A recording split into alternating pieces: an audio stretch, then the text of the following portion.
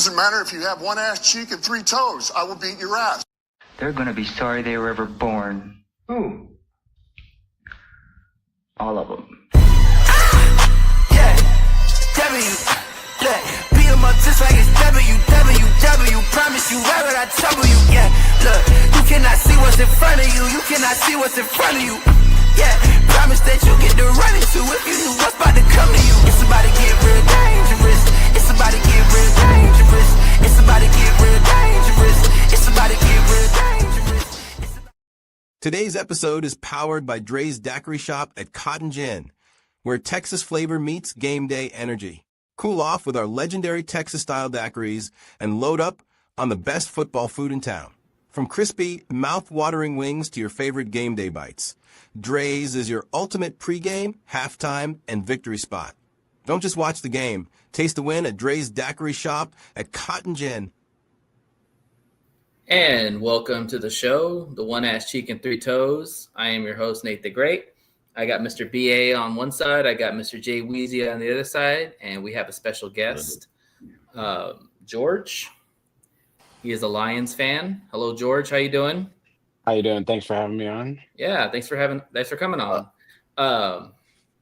Well, fellas, B already beat us to the punch. The Eagles beat us 16-6.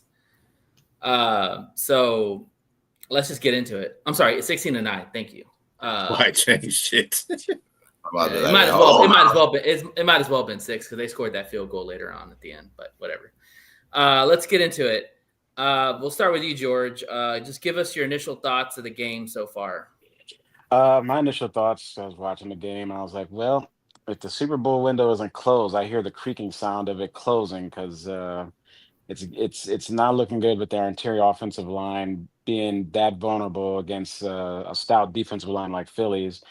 And they definitely are going to need those 3 interior offensive lines somehow. And I think it is what it is at this point, to either find some kind of magic or some kind of answer to keep Jared Goff clean in that pocket, or just punch holes in the run game to get Gibbs and Montgomery spring forward. Otherwise, I think they'll make the playoffs, but they're not going to go too far if they go anywhere once they make the playoffs. So they got some serious issues. I totally 100% agree with you, George. My Super Bowl thought is kind of busted right now. Until that interior line gets fixed, we're going to have problems. It's just simple as that. Yeah. B, go ahead. What were your thoughts? It's funny. People say this, and yet they beat the crap out of Washington. So their offensive line is doing good somewhere, somehow in these games. Mm-hmm. I think the problem that the Lions are having, especially since Dan Campbell has a propensity to call bad games against good teams. I'm sorry. You got to put it out there. That was a bad call. That was a very badly called game with him. And 0 for 5 on 4th downs. You cannot – first of all, you can't play Super Bowl teams like the Philadelphia Eagles and just say, fuck it, I'm going for 4th down. I don't give a damn where I'm at in the field. No, dude, that is not sound thinking. You can't do that against playoff teams. You can't do that. If you go into playoff with that mindset, dude, you're going to lose. And this is the reason why Lions have been losing, because they don't have that. They have that I don't give a damn and go for glory kind of thing. You can't do that in the playoffs. You got to play for possessions. Yeah. So he should have kicked field goals in the parts where they had field goals. I don't care if anybody's, we're doing some win. Peterson kicked 3 field goals, and 2 of them were against the win. I don't want to hear all that. Bates kicked a field goal.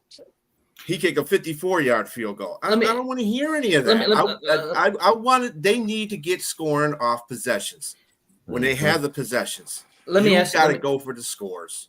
Period. Let me ask you a real quick question, because I think there's some truth to what I'm about to say.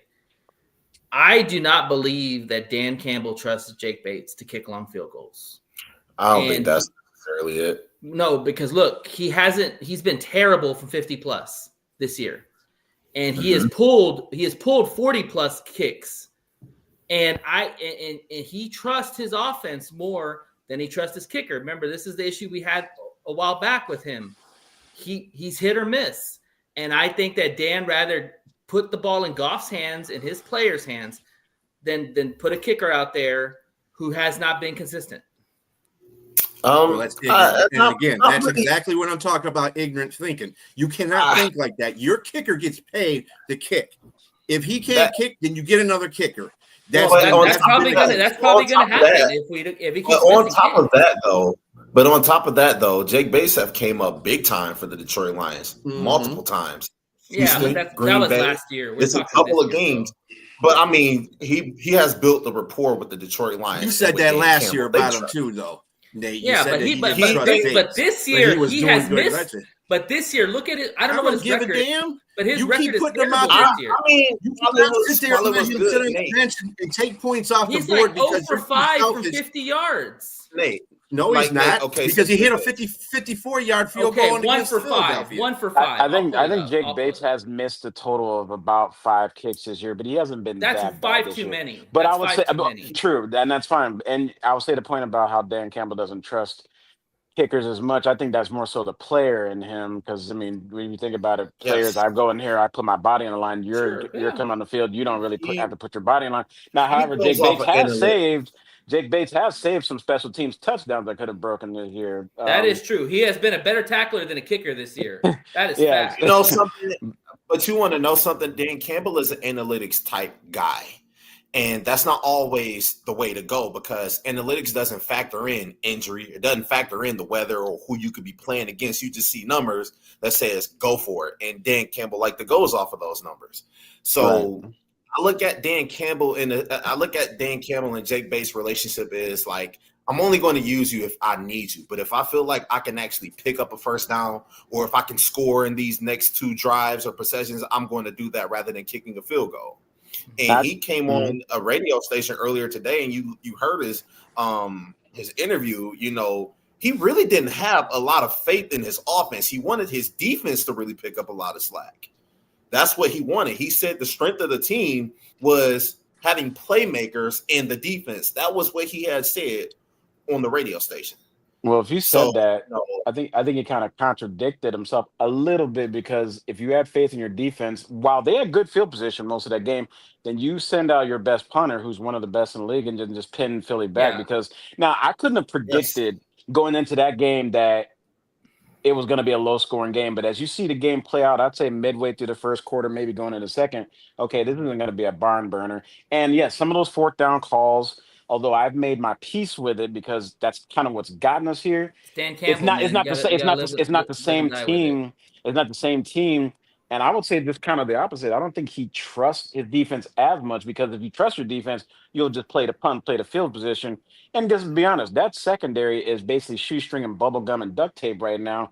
But right now, this juncture, how that game was playing out, I could actually trust that secondary better than I can trust the interior offensive line. Yeah. And that's just and that's where Dan Campbell's going to have to adjust his thinking about, hey, we're not getting the points, or we should take the points, but if we're still at the 40-yard line and it's windy or whatever the conditions may be, then let's just pin them deep, because Jalen Hurts, and it's actually been shown, like, our interior offensive lines have been a problem.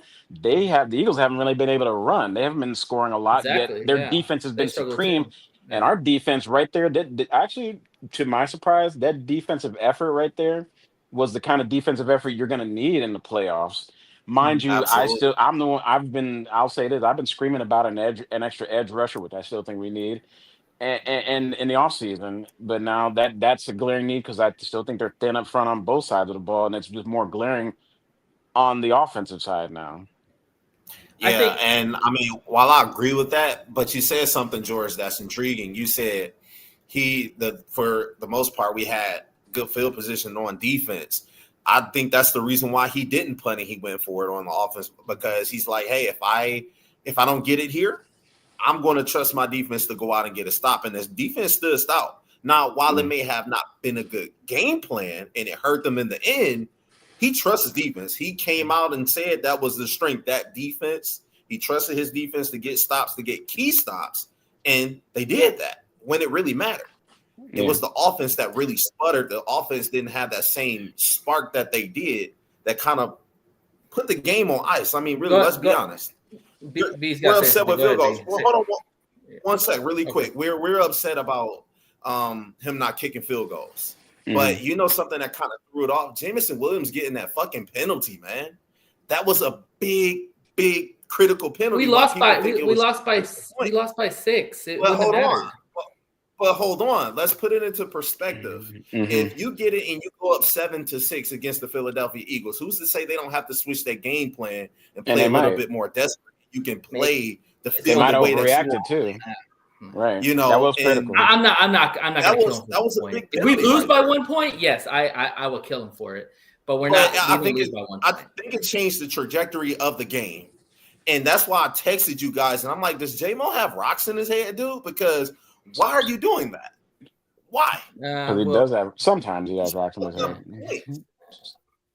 Go ahead, let's be honest. Go ahead, B. You want to I say just something? think the game. I'm sorry.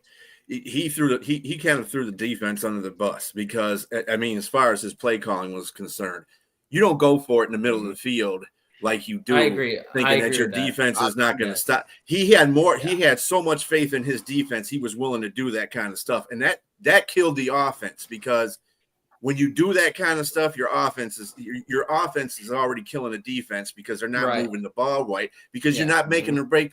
4 straight times you run. And you're almost guaranteeing points. You're almost guaranteeing here. points on that side because of And you want to know the bad part about it?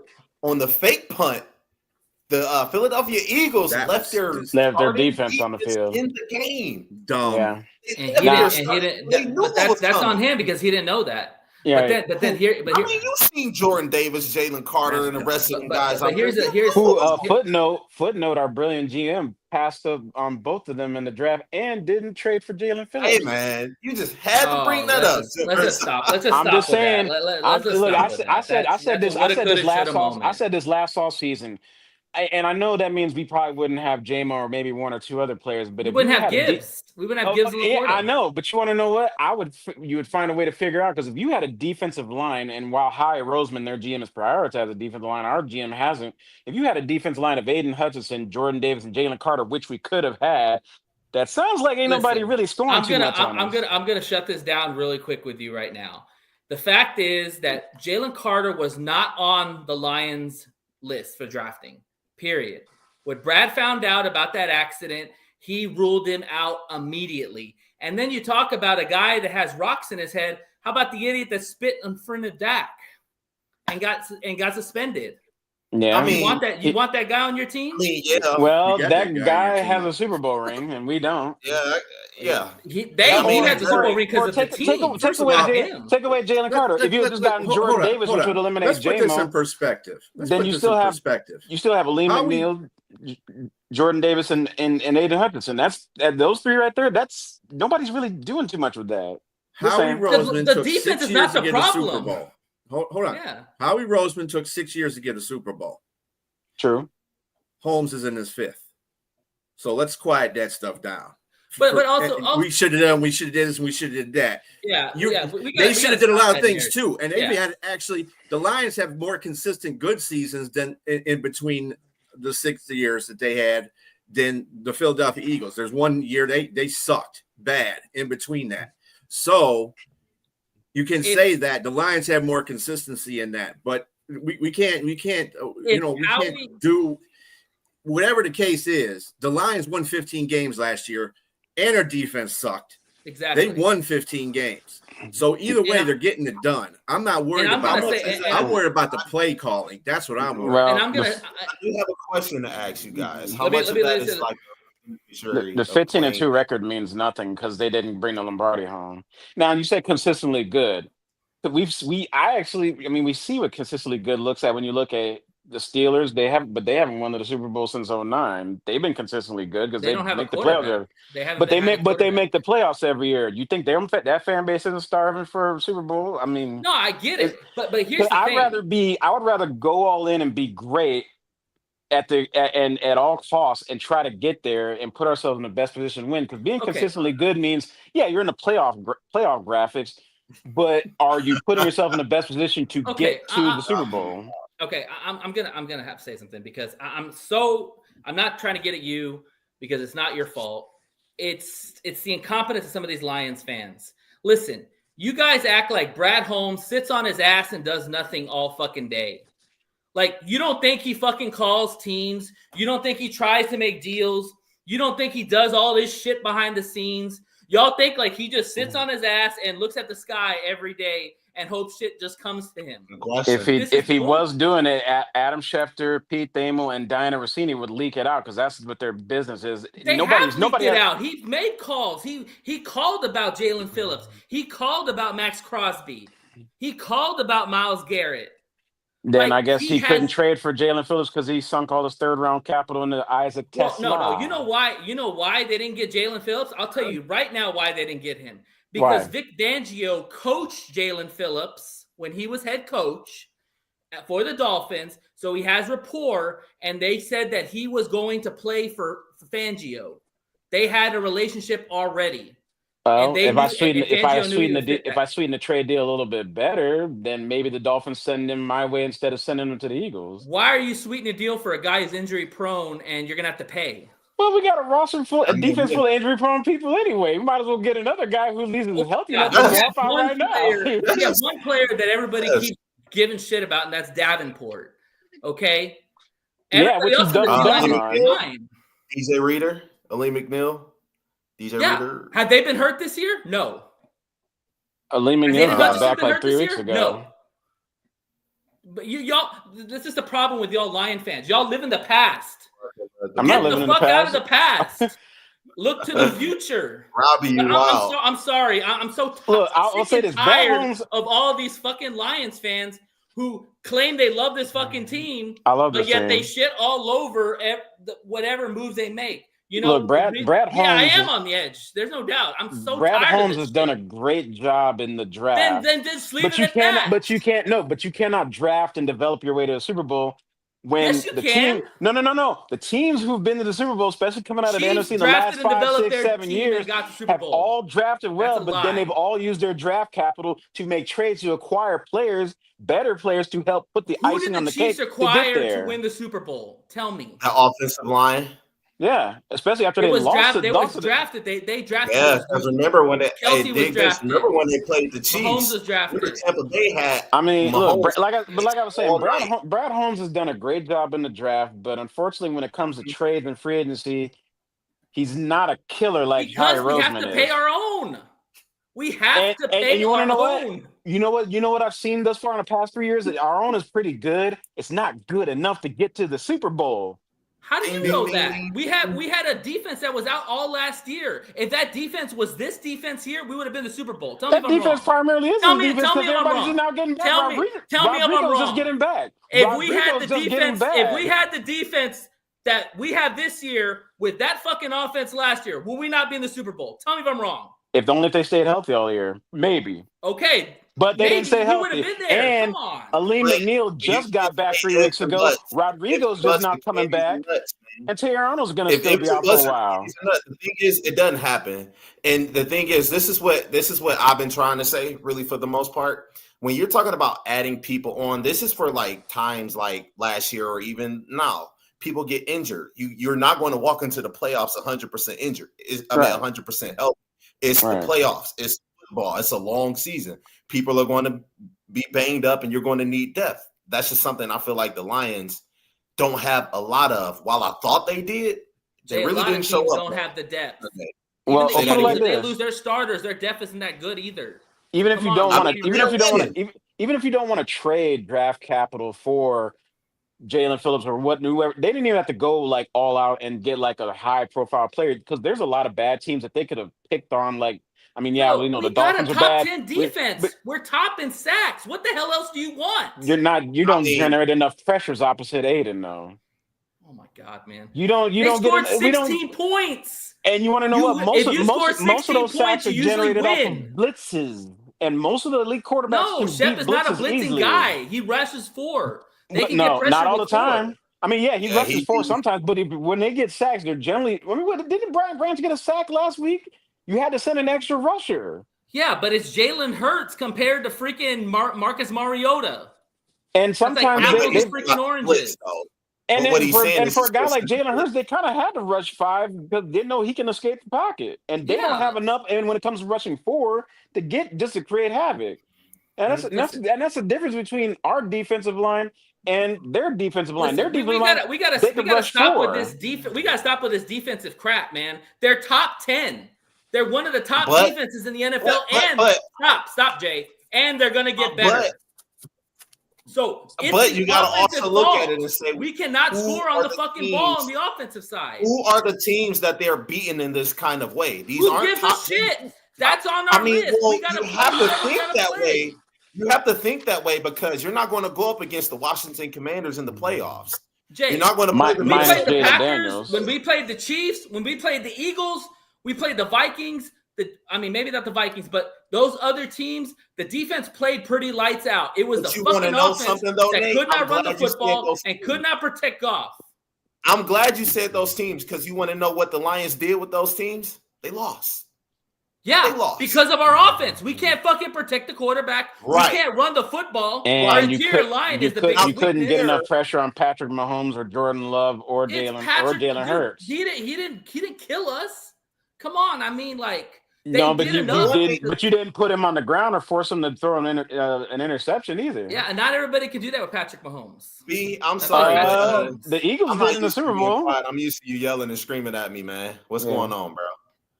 Oh, it's ridiculous. You know, man. I want the same energy when the Lions win, though. That's the problem. Yeah, That's the seriously. problem. I'm used to you This is the yelling and- problem I have with Lions fans. They like to scream and yell and talk about, oh, we're not going to the Super Bowl because we lost the game. But when they win, I don't hear any of that shit. So I Well, don't wanna hear none yeah, of that shit when they lose either. win, and I'll be quiet. Losing, we got something to talk about. They're 6-4. If you win- They're as right long in the as- race. as- Where's listen, the doom and they were gloom? 15 First of all, the last year. Lions are an entertainment product. As long as you win, I'm happy. But if you're not winning, then I'm not happy. It's We clear can't and be simple as happy. that. I mean, When I you're- can't. And you want to know what? We've been riding with you when you weren't winning and we weren't happy. So now that you're winning, the expectations have gone up. So I And expect that's you fine. to win. And that's fine. The season's not that's over. all I want. We're 6-4. no, it's not over. And they got enough in front of them that they can literally make a run. Like there is no reason to panic. Well, If there's any panic, it's but there's a interior reason to have line. concern, though. There is a reason to have concern Sure. because Yeah, that the was interior defending line is the that concern. was the defending Super Bowl champs. So you have these tests you have. It's a measuring stick game to see how you stack up. And what we saw how they stacked up against the best means that they lacked, especially on the interior offensive line, that they're going to have a problem with going forward. And everybody can see that. You saw it against Minnesota. You saw it against the Chiefs. We knew that going into the season. We knew that I going know. into the season. And That guess was the what? problem. You can lay your frustrations and blame on our brilliant GM for not addressing Frank Ragnar's retirement. He did it after the draft, man. What, by trying to shake some more money in Kevin Zeiler's face to keep him home and not let him go to keep him here and not let Zeitler him went go home home? because of his family, man. I know, but you want to know what? He should have offered him some. You have $40 million in cap space coming into this season too. You should have said, "Hey, look, let's chase this ring. I know you want to go home. Here's a little bit more money. You don't have a ring yet. You're a hell of a player. Let's just keep this going and just give me one more year. Here's an extra few $1 million. What's it going to take to keep you here?" He didn't do that. You went to this offseason. Yes, you paid JMO. Yes, you paid Hutch, but you still have millions more. You still have money to spend. And most of that stuff's not going to kick in for a couple years anyway down the line. And people like the other GMs, especially the really good ones, play around with the cap because they are trying to win at all costs. Even if we had Zeigler, you're still going to have problems with Tate. Zeitler go. That was Even if you have Zeigler, you're still going to have problems with Tate because he's still a rookie. You're still going to have problems with Graham. Like even the tackles are giving up pressure. You know what it is. And here's my hot take. I told you I was going to give you a hot take right now. Mm-hmm. I think Hank Fraley's got to go. No, what? I'm going to tell you. I'm going to tell you Absolutely why. not. Stop Hell talking. no. Stop talking. I'm going to tell you why. No. I'm gonna tell you exactly why. Hank I'll tell Fraley? you why. Hear me out. Let me tell you why. All right. When Hank Fraley came on to Detroit, he had Frank Ragnow, he had Jonah Jackson, he had Taylor Decker. Is that facts or is that a lie? I don't know how long he's been there exactly, but yeah. Those are facts. He's been there. He also had Graham Glasgow. He's been here since Patricia. Exactly. Oh, so yeah. he's from the Patricia era? Yes, he's a carryover Okay. from Patricia. Okay. So he had all those guys in tow. He even had Graham Glasgow because they drafted Graham. from Michigan in one of those years. He has had good players on the line. Now, I'm not saying he's not a good coach, but now you're seeing the line with young guys that are unproven and they're not getting it done. This is week 11, and Tate is still whiffing. Mahogany's not healthy. Awashika looks horrible. Even the tackles are giving up pressure. Sewell and Decker are giving up pressure on both sides. Well, I can't excuse it, but I mean, Sewell is banged up. Coaching issue.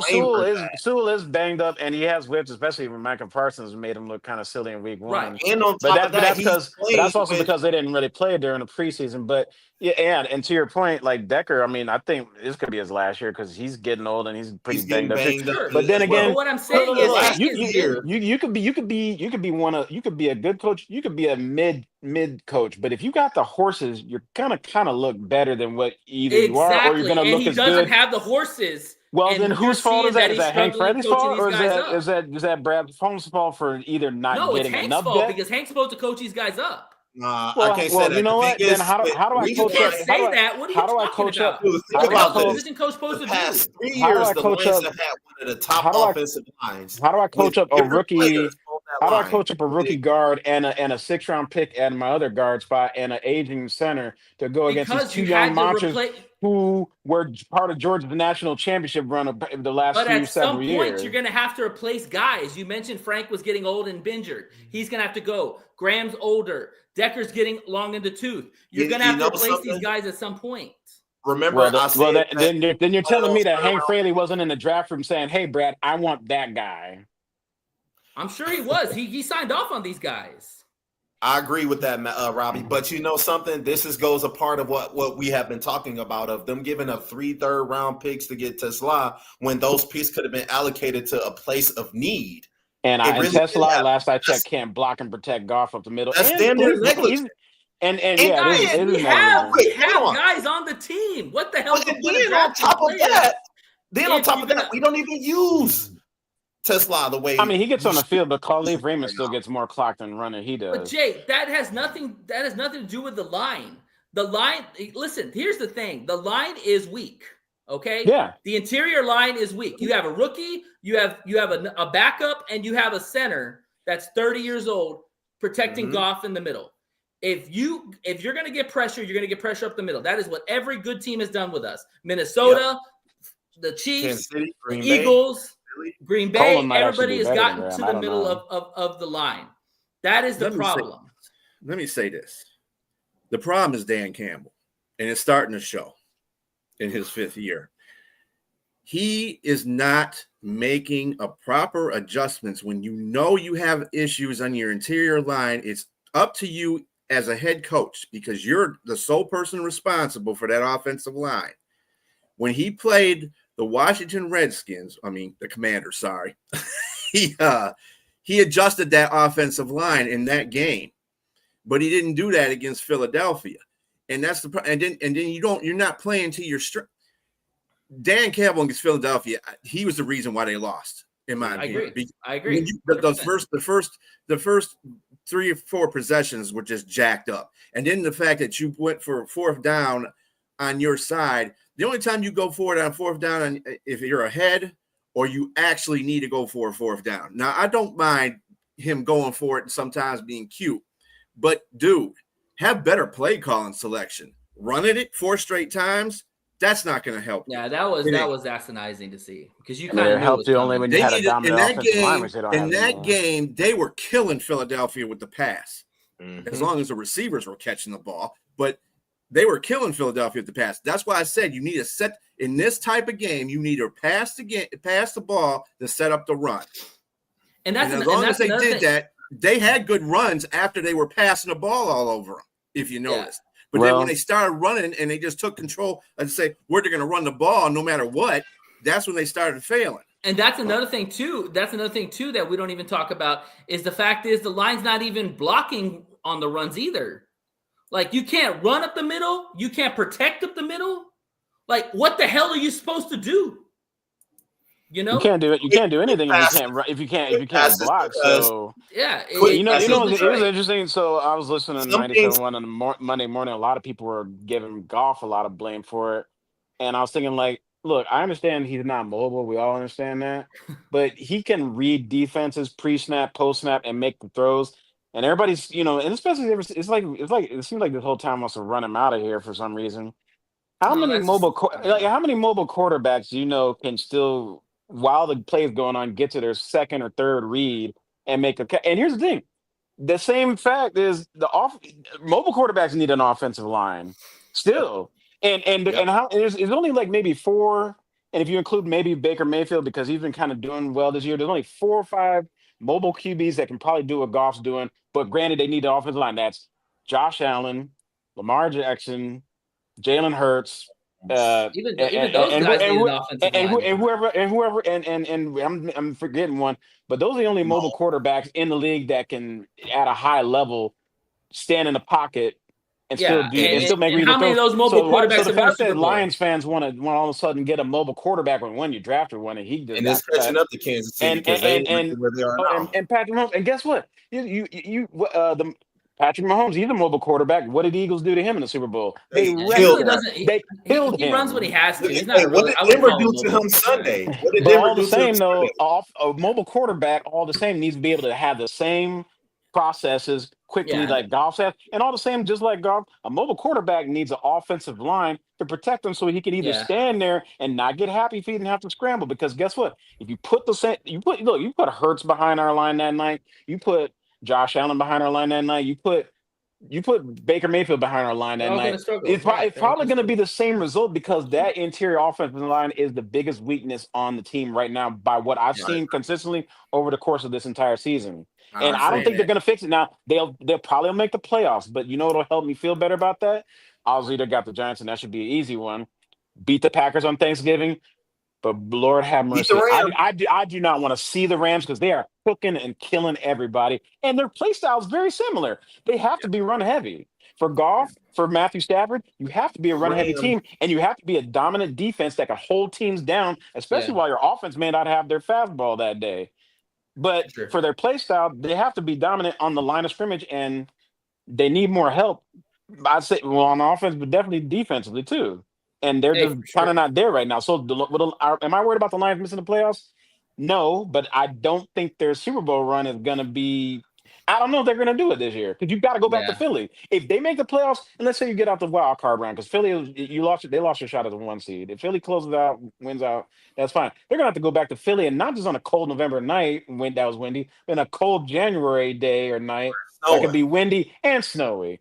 So I left from what we saw, and Philly could find their stride offensively and get better. How confident are you that we can go back in there in mid-January on possibly Championship Sunday and get it done? I don't know. Honestly, we gotta wrap this segment up, but I'll say this. I left that game feeling better about going back to Philly in the sense that the fact is that we have a stellar defense that's only going to get better.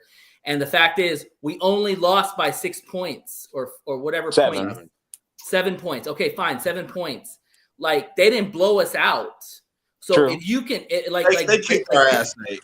Nate, they kicked our ass. No, they didn't. No, because if they kicked our ass, it would have been by 2 or 3 touchdowns. Nate, we were right in that game, right at the end. Off went like 17 for 33, my man. Well, I will say to Nate's point, and we still had a chance to win that game. He was 2-14 when he got pressured. I want to help Nate's point a little bit because I'll say this: that was probably the best defensive effort considering what we have in the back seven. Stop the tush push and everything too. And with guys possibly coming back, and you can bring that same effort because they say defense travels. If they can bring that every single week, especially most critically in January, then that's the only part about that game I felt about is the defense kept them in it. Now, and I believe to B's point earlier, when the offense was going for it in the middle of the field, if you punt, I'd rather the defense have to stop you at the 15 or your own 20-yard line rather than get you in. I think Dan will call a different game. Basically, when they turned the ball over, they were right at midfield and then field goal range, and they held them to 3 points. Whereas if they had punted, and pinned them in within their own 15-yard line,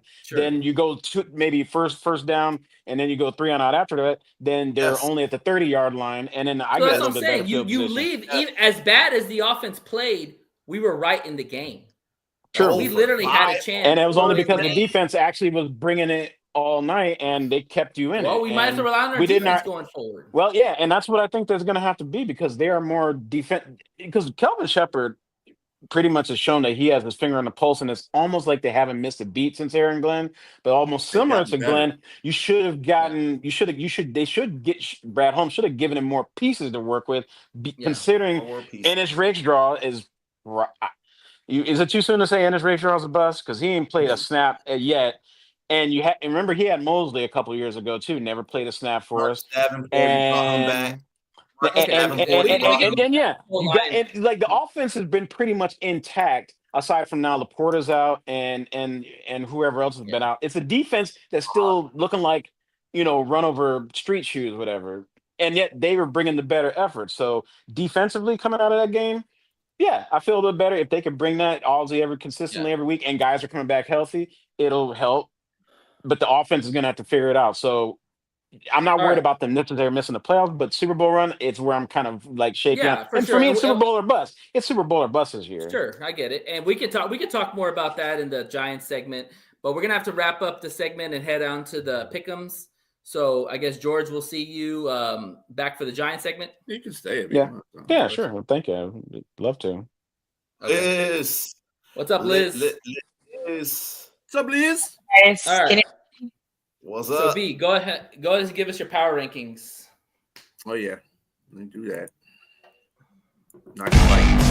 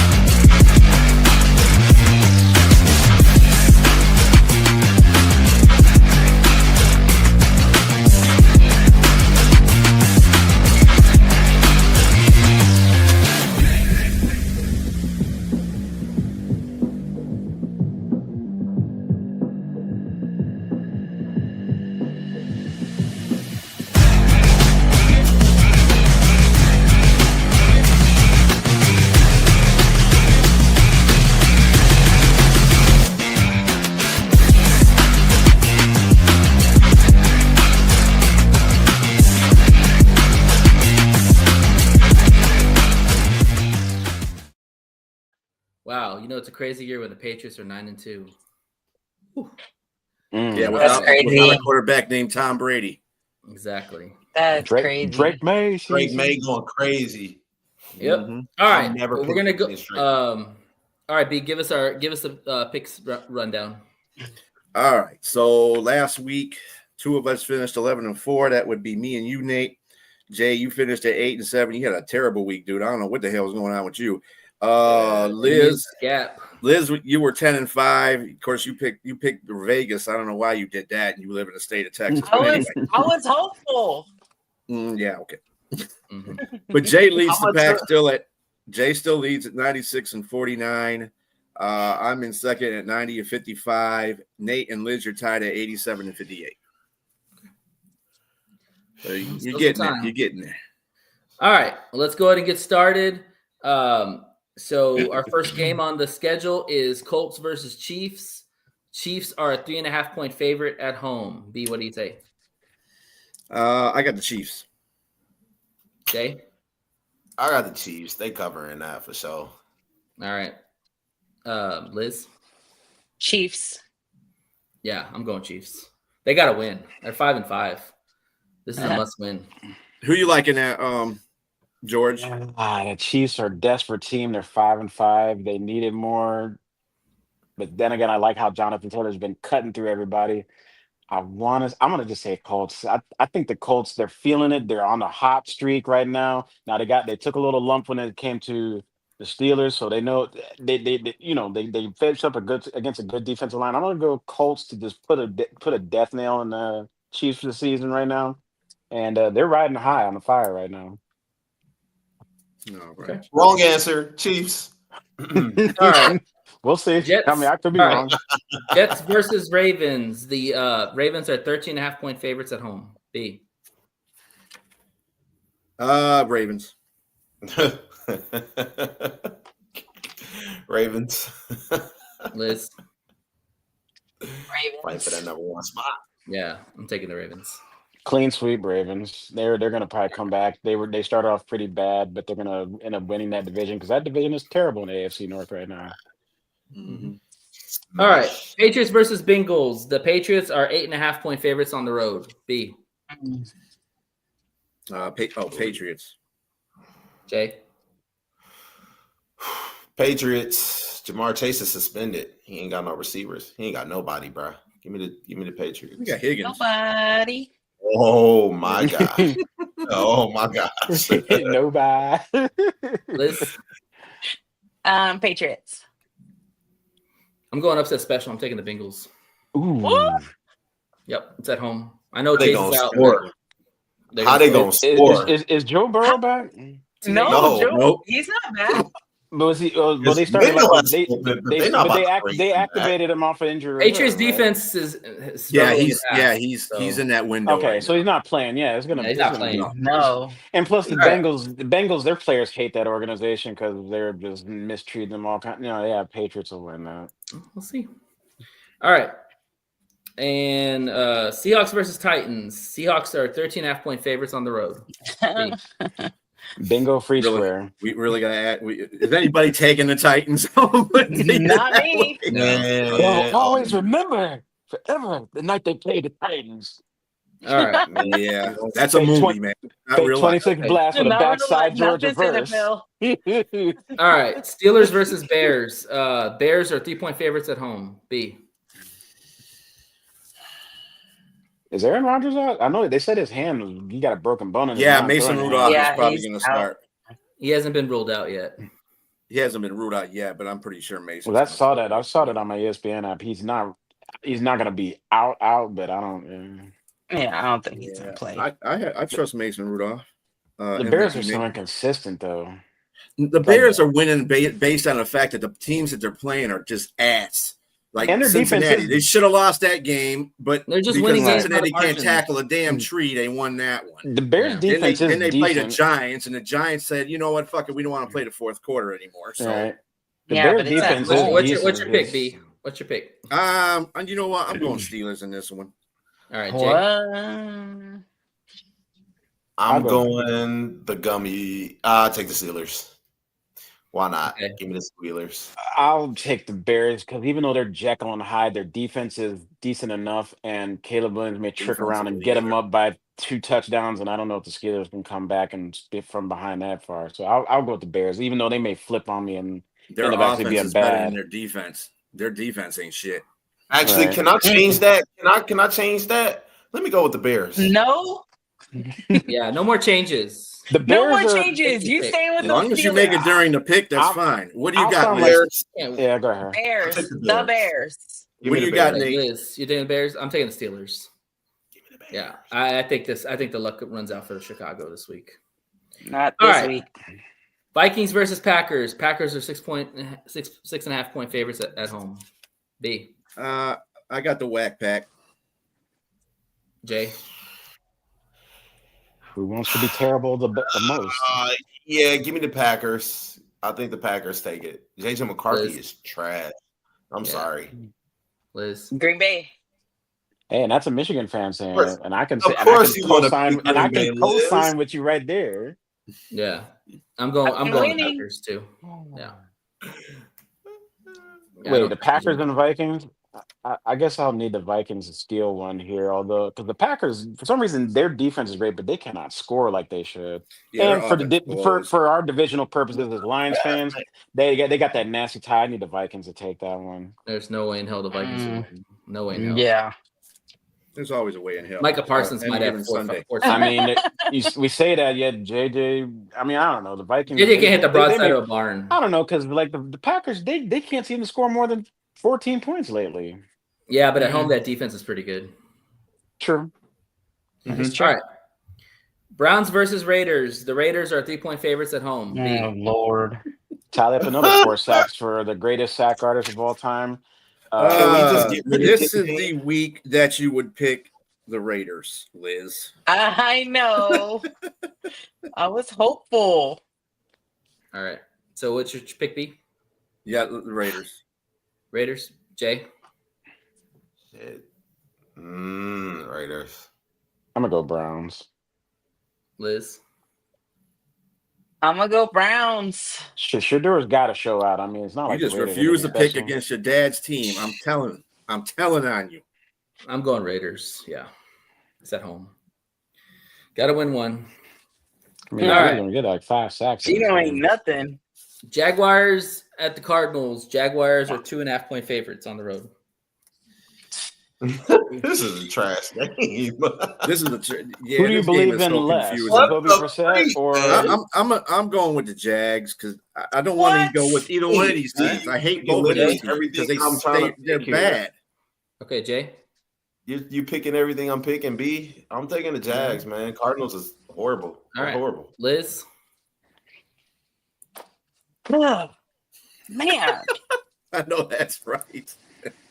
I don't care. Those Jags. Give me the Cardinals. Yeah, I'm going Cardinals. Yeah, Trevor Lawrence, aka Sunshine. I'm gonna just. Sunshine about to get knocked. Yeah, he's fake. So I'm gonna go with the fighting Jacoby Brissett's over here. There you go. And I was born in Arizona, so I'll take the Cardinals. Come on. There you go. All right. Eagles versus Cowboys. Eagles are 3.5-point favorites on the road. B. Yeah, I got to go with the Eagle fries. Jay. Eagles. Liz. Fly high, birds. Eagles. I'm going Cowboys.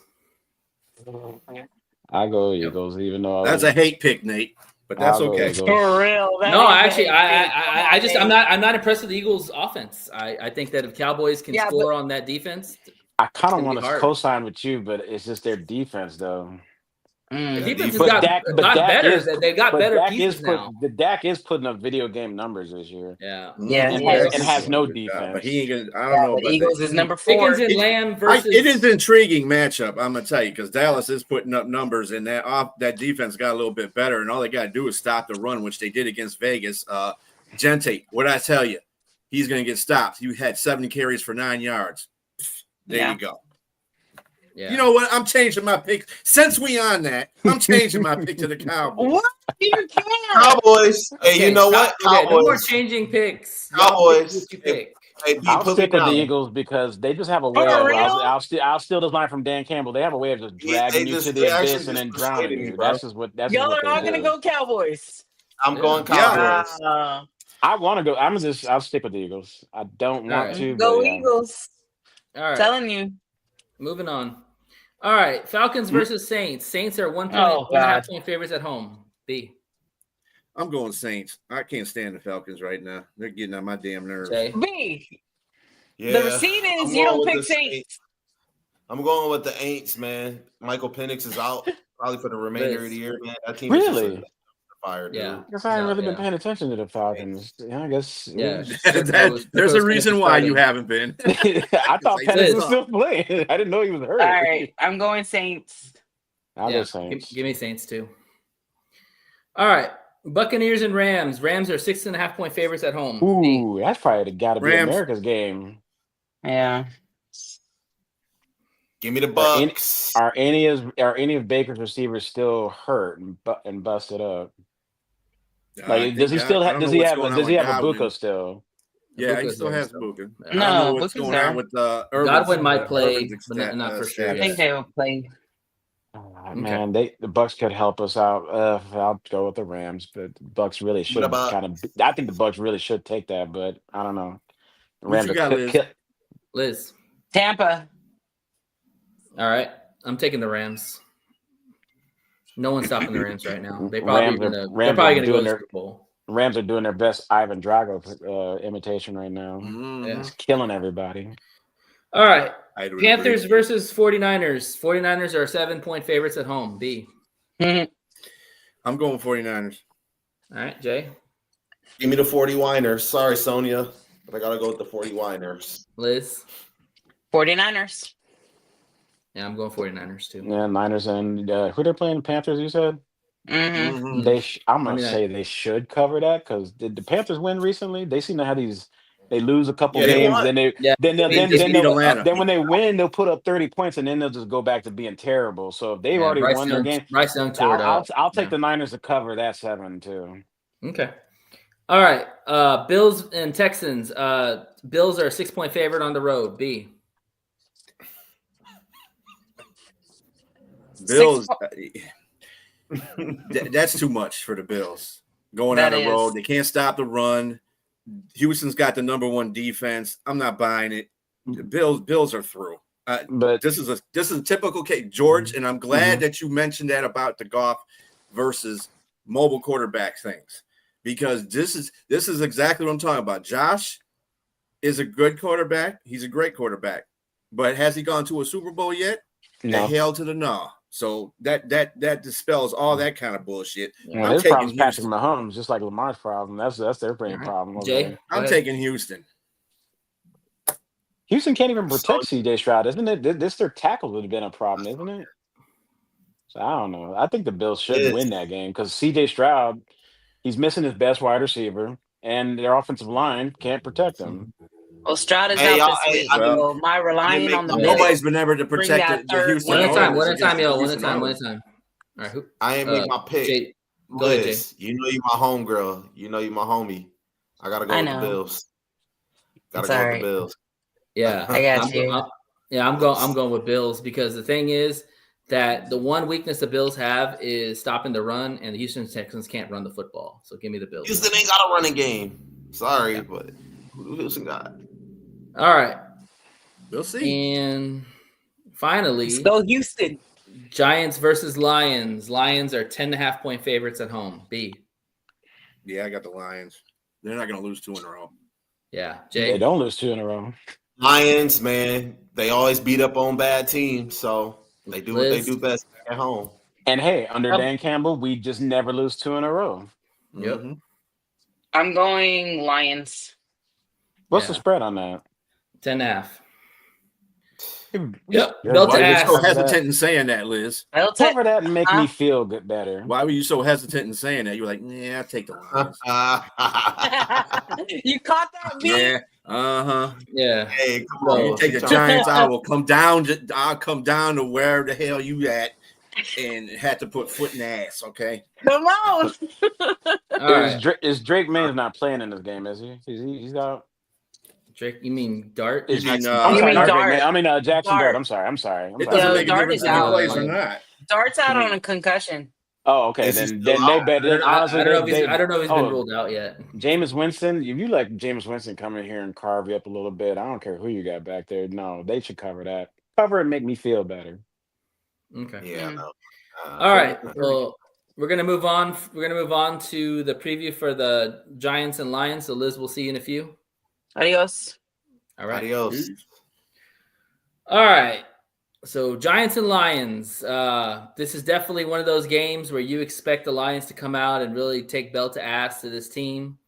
The Giants are in just influx right now with a lot of issues going on. Their quarterback might be out. I do worry about their D-line, because their D-line is playing really well. Brian Burns is one of the best sack artists out there, outside of Myles Garrett this year.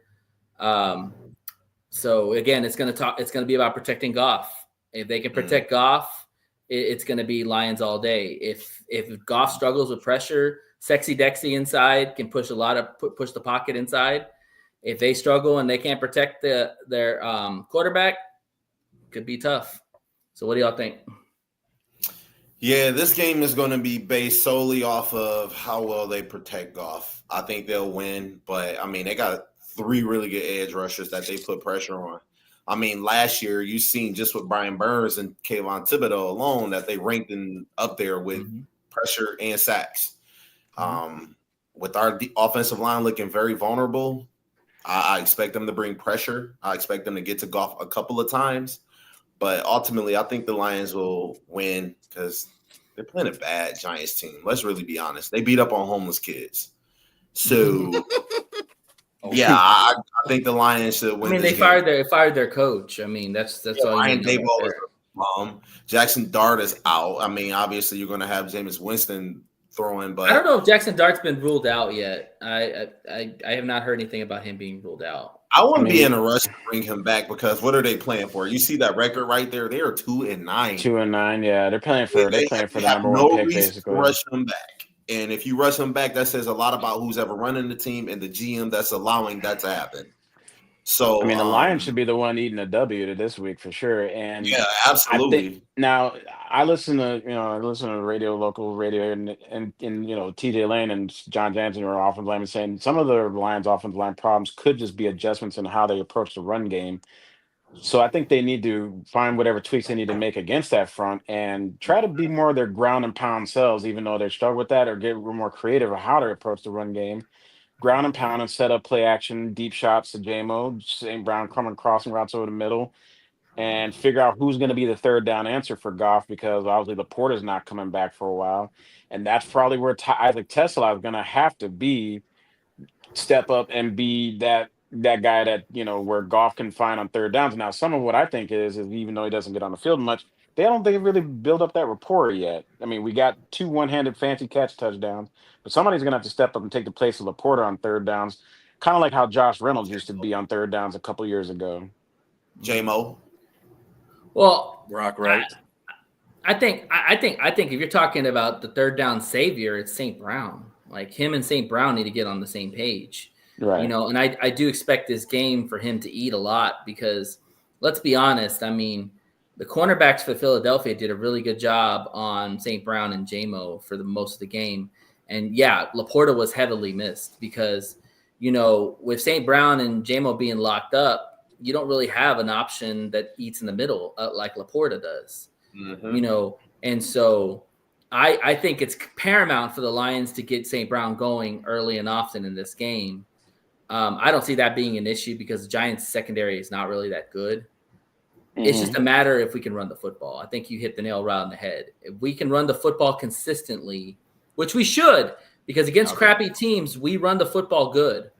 I think they will. I think they're going to run the ball crazy, like crazy. Yeah. Anybody knows that St. Brown's had a little bit of a dropsy problem this season? Except it's funny. I was really happy about this going in the offseason. Madden came out. Although I don't have the video, I don't have Madden. I play a college football game, but when I found out that St. Brown had a 99 overall catch rating on Madden this season, I'm like, well, dang, that's nice and something to tout. But he hasn't been playing like he has a 99 catch rating this year. He's dropped at least a pass in almost every game the last few games. I mean, he's human. He's not some of the criticism I've heard. I'm sorry. Some of the criticism I heard from Goff is he's like, well, he's always throwing at their feet. Yeah, because when he's getting pressured, he doesn't want to put ball in harm's way and throw a pick. I mean, when he's throwing a pick, and we've seen how Goff is throwing some picks, but some are either like this last one was tipped. He throws at their feet on purpose so he doesn't put it in harm's way. He dirts it on purpose to save one to not take a sack and lose yardage, and to just get rid of it. So. Yeah, and every pass is not going to be perfect to a receiver. They gotta help their quarterback out just as much as the quarterback's trying to help them out. And Brown has not been playing at his level. He needs to go out there and catch 252. Hit that jug machine. Jug machine. Right. Machine, man. I totally disagree about that coverage by Philadelphia. Philadelphia was getting their ass kicked by the receivers. They couldn't cover nobody. Well, JMO had that one cut across when he got that touchdown. Play. JMO cut that cut. Nobody could catch his ass. They couldn't catch him. Not St. Brown. Drop passes were the problem. Right, but St. Brown after that big play was locked up the rest of the game. He had like Goff was 2 for 12 when targeting Amon-Ra St. Brown. He was 2 for 12. So they have he was pressured when he was doing that too. And going back, that was it too. I think it was a lot of pressure because Goff went 1 for 14 when he was pressured. So I think a lot of it played a factor as well. Yeah, and added to that, like what he said about Philly's secondary not necessarily being sticky with them. Yeah, where there was over receiving, especially when Brock Wright was open on that one incompletion in the end zone, but Goff got sped up because both Decker and Sewell caved in on the pocket. So when you speed up the time in the pocket by creating that pressure, then your guys aren't going to be getting open as quickly. And I'll give a little bit more respect to Philly's secondary. They are good. Cooper DeJean and them are, and Quentin Williams, they're back there. They are good, but when you can get a little bit more time, then yeah, JMO and Amon-Ra are going to get the separation. Well, And as fast as JMO is, it takes time for him to really get down. Golf needs more time in the pocket, really. Is what it I'm saying. also comes down to the interior, because if the pressure's coming in the middle, Goff can't step up in the pocket, and he's not going to go east or west. That's what he's saying, Nate. Yeah, it was especially clear on that 4th and goal when he threw the football in the back of the end zone. But I saw 2 guys wide the fuck open right there. But because he had pressure in his face, he only could see one target, and that was the guy in the back of the end zone. But Brock Wright was open. That one wasn't to Brock Wright. That was actually to St. Brown in the back of the end zone. Yeah, Amon. Yeah, St. Brown. Yeah. And JMO was open right in front of the goal line. So he could, if he had time, he could have found both of those guys. Give Goff another half a second, he would have found probably Brock Wright for a touchdown. Another half a second. Mm-hmm. Yeah, and the thing is too is that like with the Lions, like, I mean, let's be honest, they're missing one of their All-Pro players in Laporta. I mean, he was finally heating up before he got hurt, and according to what Dan said, he might be out for the rest of the season. There's no timetable for him returning. Like, a back is nothing to play with. Yeah, he got speared in his back too. Regardless of that whole situation, they're gonna have to find a way. Sorry, next man up. You're just gonna have to find a way. But who is the guy? It doesn't make it. Somebody will have to step up. It's gonna have to be. Give me a name. Who? Here, I'll give you a name. All these damn offensive weapons the Lions have, and you say who? It's gonna give me a tight end. Give me the tight end that's gonna step up. It's gonna have to be. It's gonna have to be the guy. Your brilliant GM sunk 3 third-round picks into. It's gonna have to be Isaac Tesla to step up. That's what they're gonna have to be. Or they're gonna sunk pass 3 more on the third-round picks. backfield to Then the least I can do is somehow scheme a way to scheme him open on third down to be the new safety blanket. Or Jamison Williams. You don't always have to use him as a downfield threat. You can have him over the middle. You've seen what he did over the middle. Right. You can do jet sweeps with him, which they haven't done too much of this season. Player. I think that's because of the blocking. They don't trust the blocking. The blocking's terrible. Jay, just a little bit, Jay, to your point, some of Jamison Williams running deep routes to kind of take the safeties away to keep Amon-Ra and the rest of the guys underneath. Not if you run in misdirection, you don't. And I think they should run crossing routes or mesh routes. He did that against Washington, and he did that against the Philadelphia. No, I agree. JMO has to step up, no doubt. Jahmyr Gibbs, look at him. He had over 100 yards last game. I mean, he caught a couple passes and got downfield. I mean, the Lions they have weapons that they could use. You just have to put them in the right position, and Goff needs time to actually get the ball. And you know who that falls on? That falls on the offensive coordinators, whoever they are. Whether it's Dan Campbell, whether it's Morton, whether it's Shaw, it doesn't make a difference. They all have to work together to get that offense together, because if you're missing a player, you need to fix that. I'll take that up a little higher. Our GM needs to go do what he does best and go shopping in the DVD bin for old used and shop the waiver wires and get. Did we bring in the offensive lineman? What was his name? Frazier? I don't know. He's not set to make his debut until December, I hear. Well, then you don't want to make trades. You didn't. I mean, you took Manu, he took a couple guys that may not have been ready. He needs to go pull guys off of waiver wires who are ready and get them in here. But the reality is, the people that are on waiver wires are either injury prone, which Lions fans seem to get pissed off when Brad does that, or they're players that aren't that good, and the players that they have on their roster are better than what they have. Right, and I get you, and I'm tired of messing with broken toys, but we're here now. So at this point now, if he gets somebody that could possibly be injury prone, as long as they can come in and make an impact until we get our guys back and healthy, I think that will be like probably the best bet. Just get someone who can play now. But you see the guys we have now. We have Cologne. We have Awashika. Those guys. Those are the backups that are now playing starting roles. Well, it's not Cologne. But he stepped in for Tate for a little bit. Yeah, he might actually be better. I don't know. He was Cologne was holding his own for a little bit out there. Yeah, especially when there was he came in during the Washington game, I believe. He did all right at center. The thing is, started. I think he started before Glasgow took over for him in the Washington game. Because Glasgow got hurt for Glasgow got hurt. Cologne stepped in. Yeah, but then Cologne stepped in for Tate, so he's versatile in that aspect. But Here's the reality of the team right now. It's the running game. Mhm. Because if you look at all the losses, the Packers, the Vikings, the Eagles, who else did we lose to? Who am I missing? Chiefs. Thank you. Chiefs. All those games, we could not run the football. True. I think we're under 100 yards in every one of those games. So that is the theme with these good teams is like we'll beat up on the Giants. They'll probably run for 150 yards, couple of tugs, whatever. It's the Giants.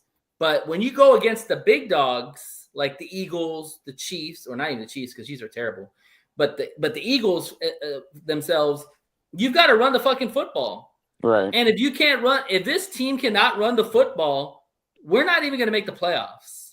Right. Because all they're going to do is just put pressure in the interior and put Goff on his ass. And you can't. I think that they can make it to the playoffs. 25 times. This is more than a manageable schedule, and the sky isn't falling just yet. It just raised concerns. But you look at go ahead. Right now, the offense is the weakness right now. I mean, as crazy as it may sound, and I can even do you one better. The Lions are ranked 5th when it comes to offense, but that comes with the caveat. It's against teams who are bad teams who have bad defenses. It's not against a team like the Eagles or the Chiefs, like you say. One thing the Lions have to do, they have to play into their strengths. Their biggest strength right now is the defense. They're going to have to draw up a game plan because this isn't the offense from yesteryear where you can go out and get 400 yards per game and, just have a monster offensive game. Cooking lateral plays. You couldn't do that in yesteryear either. Yeah, he struggled. Absolutely, they could. More I mean, the Lions were beating teams on average by double digits last year. I mean, we played a bad AFC South, and we were killing those teams. Right. And they can't do that anymore. You're going up against literally all first place teams now, and the thing about this season, however, is if you're a team and you're focused to get in the playoffs, and you have some issues on a certain side of the ball, you have the whole regular season to fix those areas, and to a point we get miffed about the losses that they're taking right now, but at the same time they're still struggling to find consistency on the offense because of the interior line. Sure. So and then you got different, and as much as we don't want to admit it, but Ben Johnson had a different type of play calling than Morton or Dan Campbell does. So you got to utilize every player on the field. And when the Washington game, I saw that. I loved that about that game because he used everybody on the field. This is something that he did not do in Philadelphia, and I thought he should have been doing more of. And you got to do that against good teams. But let's be honest. At the same time, the defense is taking over where the offense is lacking, which I thought was going to happen this year. They need to step up. The defense has stepped up. That's why I say Shepard was he's a way better defensive coordinator than AG is, because AG is just a people person. But the point of the matter is he's still a better defensive coordinator. Looking on this, total offense and total scoring offense, the Lions are 5th and 4th in both of those. So they still are getting the ball. It doesn't make a difference what kind of teams they're playing right now. I think what they're trying to focus on is that's why they're using these teams that are good as measuring sticks, because when they get into the playoff atmosphere against these teams, they know what they got to recognize. Yeah. Okay. So everything's a trial by error for the next 7 games. And also they have to, and let's hope that's what it is, because that's going to matter, because that Sunday game against the Philadelphia Eagles was a playoff game. And that is exactly what it's going to be like, if not more intense, with more on the line when you're going up against these teams. I mean, let's think about it. B, do you like your chances of going to Seattle? If we were to play Seattle today in the playoffs, would you like your chances of going against Seattle in Seattle right now? Do you like their chances? Weather-wise, no. Well, I'm talking about in the middle of the season, no. Right, but you get what I'm saying. So these games right now, especially in the NFC, are going to be very important. Like they really just have to step it up a notch, and it seemed like the offense is still missing the identity, because one game you can put up over 500 total yards, but then the next game you're struggling to get to 200 yards. Let's look at that from a standpoint, because I think as Lions fans are prisoner of the moment all the time. We put a 500 yards on a sorry ass defense. Mhm. Okay. Mm-hmm. You had to play the Eagles the next game. That's a tick up of defensive. Even though Eagles defense statistically has struggled, they still present a problem because they have good position players. They just haven't been good as a team sometimes because they have been exposed. But they still have good dudes. They have Davis. They have Carter. They have Cooper DeJean. They have Quinyon Mitchell. Adoree they have Jackson, dudes. Blankenship. Yeah. So I mean, like, it was going to be a tougher situation going into Philadelphia. I think we all said that we got to see what Dan Campbell looks like as a play caller against a legit defense, and we got the answer. He struggled heavily against it, and Dan's got to look in the mirror and make some changes. Every play caller does that. If they get their ass whooped, they figure out, hey, I got to make changes. Again, let me emphasize this, okay? Philadelphia is on the edge, just like a lot of teams in their position right now are. They are playing good enough to win some games. Yeah, they should have lost against Green Bay because that stupid call that Sirianni made of the 4th down thing. They should have capitalized on that. Green Bay did, but Green Bay is just as fucking idiotic as they are. So, Philadelphia is not a good team. They're not a good team. They're finding ways to win. That's all there is. And other teams are giving them the chance to win. They're playing within the margins. They're exactly. They got beat by a team that knows how to play, and that was the Broncos. Or execute on offense. Execute on offense. Yeah. Well, Broncos have a hell of a defense this year. They got a hell of a defense. Their defense is great, but that's just what they are. I'm not convinced. I mean, they got a couple of more games, Philly does, that they have to prove that they're, in the mix. To me, that they're going to come and go to the Super Bowl. I think they're just squeaking by. I don't think they're extraordinary. I think they had the idiot play calling that Dan made against Philadelphia is partially the reason why the Lions lost that game. Most of the reason why the Lions lost that game. Now, had they had better play calling, they would have won that game. Think about this right now in the NFC, the way that things are shaping up in the NFC. Let's say the Lions continuously play the way that they're playing now. The Rams, the Bucks, the Seahawks, everybody who's in the playoff picture now. Do you see any of those teams beating them? Because I don't. Like, I see the teams that have to play Philadelphia to get to the Super Bowl. I feel like Philadelphia is still like a tick ahead of everybody else. Like, they're still defensively, yeah. Offensively, I don't think they're good defensively. They're ranked low in every defensive category. The Rams should have won the game that they played in Philadelphia, but their field goal kicker can't fucking kick a field goal because it keeps getting blocked in their face. Well, Jordan Davis did. Stafford had him coming down and the Rams almost beat the Eagles in Philadelphia if it wasn't for a whiff on one of their O linemen on Carter. I mean, but it happens. That's what I'm saying. But it happens, and that's why they have those players to make those types of plays. And the thing is that whether we say it's luck or not, they had a player in position to make a play, and he did that. That's what good football players do. That's what you do at home. Well, I mean, there's two sides to that coin, though. If you have the other player on the other side screwing the hell up, then obviously it's going to make that player look good.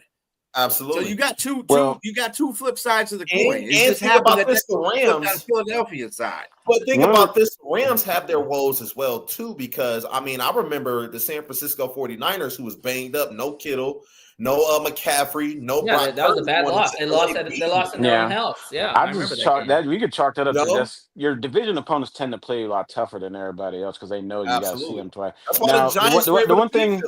And I know you guys were saying earlier about how Lions fans, get up in arms, but this Sunday night game was critical. It was critical for seeding positioning, because the truth is, golf and the outdoor thing is kind of a thing. And now I know last year we had the number 1 seed and that didn't fare well, but at the same time, I'd rather be home in my own crib regardless and have Philly to come here. But instead, we can still win the division. And if things play out that way, that's fine. But we have now Philly has a tiebreaker over us. Currently, until decided otherwise on Thanksgiving, the Packers had the tiebreaker on us, and they had that stupid tie, which kind of really makes things kind of weird. But unless the Lions, they go strong and finish out, I mean, for seeding wise, it's critical. It's absolutely critical, because wild card round, if they could somehow find a way to win a division, that means the division winner, you're hosting the wild card. If they don't win their division, then they're going to have to go on the road and play 4 games to get to the Super Bowl. or Yeah, plus or the Super depending Bowl on who instead loses at of home being home or here. yeah. So that's why it was so frustrating, that loss, because there was a lot on the line. Our own division, our own in division seating, and the conference seating. So that's and It yeah, was it's the defending Super Bowl champions too. So again, I think we'll be fine. They can't necessarily keep continuing playing the way they're playing, even against bad teams, because even some of the wins that we've had, I've seen where even on some of the big plays where Gibbs will have or whatever, our offensive line still allows a little bit of penetration in the backfield. But granted, those we they've been got bad through. all year. Yeah, well, Some days and it's been better. to your previous point be about Ben Johnson. Ben Johnson had Frank Ragnow, and I miss Frank Ragnow. Mm-hmm. I miss him. Yeah, I get I that. want he also I had a want healthier I want Decker. Frank Ragnow back, Yeah, because the Zeitler. dude was a warrior. He played banged up, but my God, that the middle of that offensive line was never a question. And heck, even when Stafford was here, I don't even really remember Stafford facing too much pressure up the middle because of Yeah, Frank I wish Ragnow. Yeah, I I love those were the ends that were getting to him. Yeah. I love Frank, but he should have told them before the draft so they could have made that a point of emphasis. Well, he kind of told you after the NFC title game 2 years ago, because I remember I Mm, heard I heard a statement right after we lost that NFC title game that yeah, was but a lot of heartbreaking. players say that and they still He said he play. had, yeah, well, but when a guy really says that, that means it's in his mind that he's thinking like, hey, my Yeah. body's breaking down. I want to be able to pick up my kids. I want to be able to do the things I want to do. So he kind of told you Well, 2 years they ago did after we draft lost two the NFC title game, linemen. but he stuck it out. He We could went make 16 some and kind 2, of a and then we didn't get home with it. And I was worried. In the back of my mind, I was worried because I remember he said that after the NFC title game 2 years ago, and I was thinking like, oh my God, how much longer we got with Frank Ragnow? That's why for me last year I was so pressed, even though we won all those games. I was like, we got to get it done, because I don't think we're going to have Frank Ragnow too much longer. Now, yes, he was quiet this So offseason until he made his announcement. Then I'm thinking like, whenever oh you crap, start what are we talking going to do about, now? Because whenever you you don't start just talking And about that part of that, retirement, yeah, it you has can to be say that from played. 2 years ago. He was alluding to that, but then you still have to be in communication with the team that you're with. Say, look, I'm planning on retiring. You guys should look for my replacement, or draft somebody in my spot. Not to tell them what to do, but that so that they're aware. If you just came out and if that Ragnow is a professional, okay. The problem is he didn't tell them in time for them to make draft preparations to replace him, and that's the problem. Did he If retire had he before the done draft or that, after the draft? I'm sorry. I He thought he retired retired before after It the was draft. it was after that. Right after? Yeah, it was after Mhm. the draft. Well, then you still have I think you still have free agency to still address that, but hey, Yeah, free yeah, Yeah, agency who was first. that? Who was that free agency? That Free was agency is free you're agents not- first, and I then don't know. draft. I don't know. They could have what they should have done, and you alluded to this point before, George. They should have kept Zeitler. Zeitler was the guy. They Yeah. did not, to me, they did not do enough to keep him here, and they should have. Because I'm going to tell you right now, this offensive line would look a whole lot better Mm-hmm. with Zeitler there. Maybe. Because Zeitler was our best offensive lineman. He to tell was, you the but truth, he's last He's struggling. year. been a Pro Bowler, I think. Yeah, a but he's couple times. He's struggling with the Titans, and even in his individual's position. Well, that's I mean, because well, Because he that's doesn't. because And He's he was not 35 playing with a years good old. offensive he's line. not playing with a good team. They're Yeah. bad. They're Listen, horrible. this goes back, and this goes back to coaching. Hank has got to get these guys ready. And let's be honest, it's week 11, and these guys are not ready. Tate should be better. I mean, it sucks losing Mahogany. I think Mahogany was a huge loss because Awashika is not better than Mahogany by no stretch of the means. Decker is giving up pressures all the time, which is nothing new there. But Penei Sewell, and I'll say this about Sewell. Sewell's hurt. He is playing through injuries, and it sucks to see it because I think he wants to take at least a week or two off to get better.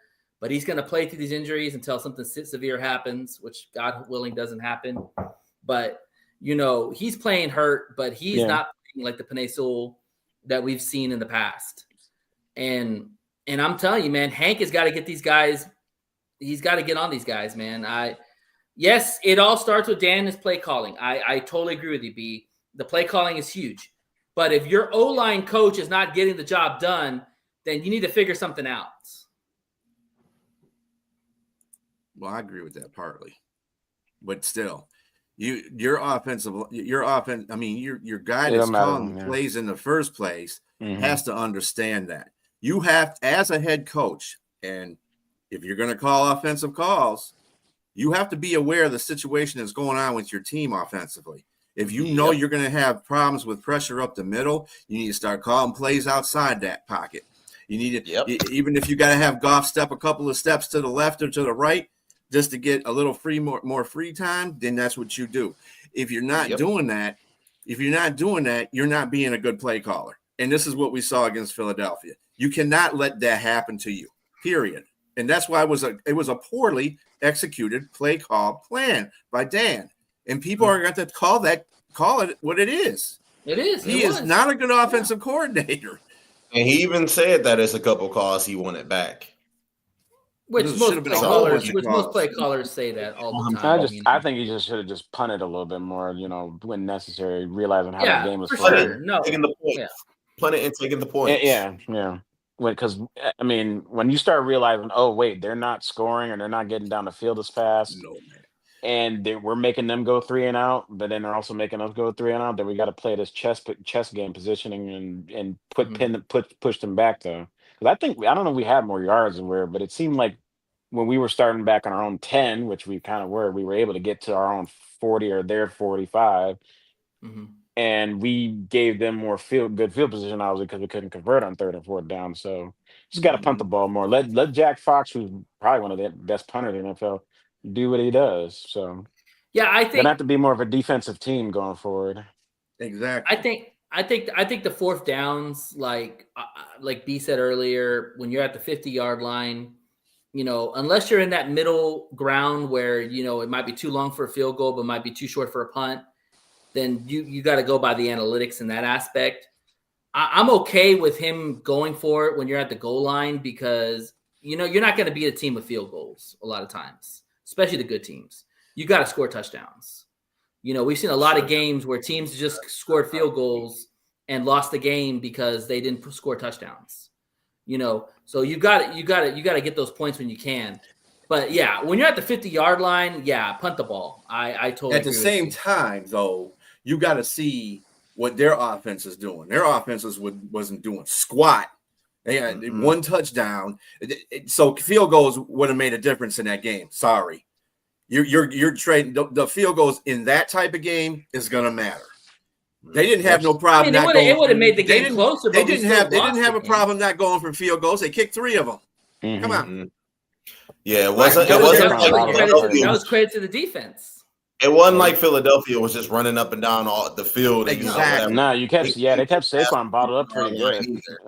It's just they stopped the tush push. They stopped the tush push at least 4 times in that game. That's the most I've ever seen anybody stop. But even a couple of field goals, we still would have lost the game. No, I don't think so. No, we wouldn't. I think we lost by 7 of the game. at 6. Let me ask you guys this question. Are you okay with going forward on 4th down? And let's just say it's particularly within goal to distance. It's in like 4th and goal or whatever. Are you okay if we're already like up 7-0, trying to go either 14, or should you want to just take the field goal and go up 10? Depending on who we're playing. If I'm playing a team like the Eagles, I'm taking the field goal. Why? Because how they played on offense, the Lions were stopping them. They were stopping their offense. So they had to score at least twice to get ahead of the Lions. All right, and that's why I preface it by saying if we already have 7 points on the board and you already got them down on your own 3-yard line, so if you don't go up 10, you're trying to go up 14 and forego the field points. By how the defense was playing, you at least got them pinned on their own 3-yard line. So I guess what I'm asking, I'm prefacing is, are you okay with Dan Campbell being more aggressive if we already have a lead per se of a touchdown lead, basically? But are you okay with it there? You're trying to double Depending up, on the team, yes. or you could go up by 10, but you go up to go by 14. Are you okay with them putting that at risk? Yes. Okay. That just had to ask that. That's wondering. So the thing with Dan's aggressiveness, and we all have to just understand this and move on. He's not going to change his aggressiveness. He even said in his presser today, he's like, "Yeah, no, I'm not going to do that." The thing is that is he going to be more cautious about the longer 4th downs, like where the 50-yard lines where you change possessions? I sure as hell hope so. Because the thing is, in today's NFL, if you don't get that 4th down, that team could just kick a field goal with 10 more yards with all these kickers that are kicking like 50-yard bombs. So your margin for the defense is not very much to give up yards. So Mhm. maybe 10 yards at the most. If it's at the goal line, you bet your ass Dan's going to go for it. That's just what he does. And that's why I was asking. That's why I was asking if you guys can live with that. Granted, if we already have, we have no choice. Ahead. We have no choice. We praise him. That's his curse. Is that he's very aggressive. And that's a thing that he's gonna. And I'm starting to see it. And I didn't want to believe it at first, but that's the thing that's going to kill you when you're in the playoffs. We've been seeing it. We saw him against the 49ers. That you're playing. You cannot. Well, the 49ers, we were up by 14 points, so we could go for it on fourth down. We could have kicked the field goal. That game had nothing to do with his fourth down call. It had to do with the execution of the fourth down call. Yeah, Josh Reynolds dropped 2 of the passes. But he could have been more conservative and kicked the field goal and added to the total, but he went for the kill shot. See, I can't really kill him on that one because Josh Reynolds had the ball in his hands and literally just dropped it. But so if he catches one of those 4th down passes, we could be talking about, hey, we got to the Super Bowl, but I can't tell you what we did because obviously that would be disproportionate. That's the bad. One of those 4th down passes. It was a lot of things that went into it, like Jahmyr Gibbs fumbling and then Christian McCaffrey running in for a score. Like that was another thing that killed him. I mean, adding points does not hurt. It backs the team up and it makes the team have to adjust on the fly to do things. They get desperate to try to keep a league or to try to keep up with you. That's why you try to add as many points as possible. That's why a game like Philadelphia, kicking field goals, no matter where you were, was very crucial because let's say he did kick a 40-yard field goal and they missed it. What's the difference between missing that field goal and then you going for it on that 4th down when you're already 0-3? Right. Well, let me ask you this question. Analytics say you probably won't get it since you're already 0-3, so just take the damn points. But no, you want to go for it again and then let Philadelphia get it on their 45. Yeah. Let me ask you this question. Let me ask you this question. Y'all be honest with your answers on this, okay? When you watch Lions games, when he doesn't go for it, do you think in your mind, man, he should have gone for it, especially if it's a miss? Or especially if it's if they punt it and the other team comes back and scores a touchdown, like damn, he should have gone for it. No, because I can understand. If he doesn't go for it and he punts and plays field position, I can understand that too. When he does go for it, I understand that's the mentality he instilled when he first started, especially that first year, which was pretty nasty. He was trying to instill a mentality, but now that you got a little bit better pieces to play with, he doesn't necessarily need to do it as much. But I think he did to what B was saying. He maybe doing a little too much because he's trying to.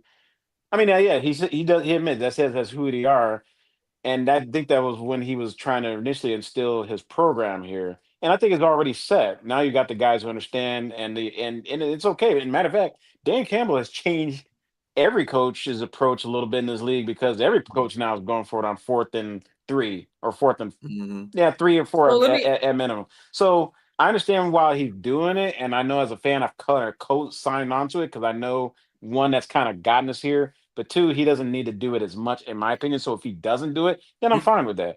He needs to be smart about it. That's what I'm saying. Yeah, but you got this uncontrollable urge to keep going for it and just being petty and doing it because I'm going to do it because I'm Dan Campbell and I said we're going to do it. That's bullshit. You need to think about what the game is. That's what I think he wasn't trusting his defense because he was probably worried that the Eagles probably if he wasn't march trusting down his the field. defense, he's a damn fool. I think he said his defense played lights out. Like and that's another. But that also goes back to the point of when you're in the early phase of that game, especially going in that game. I didn't know that nobody was going to put up over. Everybody was going to be short of 20 points.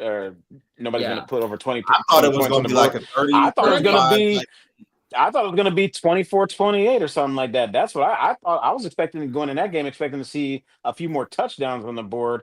But as the game was flowing, yes, you could. To your point, he didn't adjust to it. But I can understand why weather conditions had a lot to do with it. I got to do this because I can't rely on that bubble gum and duct tape secondary to hold up all night against A.J. Brown and Devonta Smith. But the secondary did a damn good job. When you actually take the, it's funny to Jay's point when you actually take the points, which he should have done. I think it helps your defense play a little bit more relaxed and loose. Because I think if a defense like Cleveland's defense, like Myles Garrett, you're playing all tight, but you're making plays.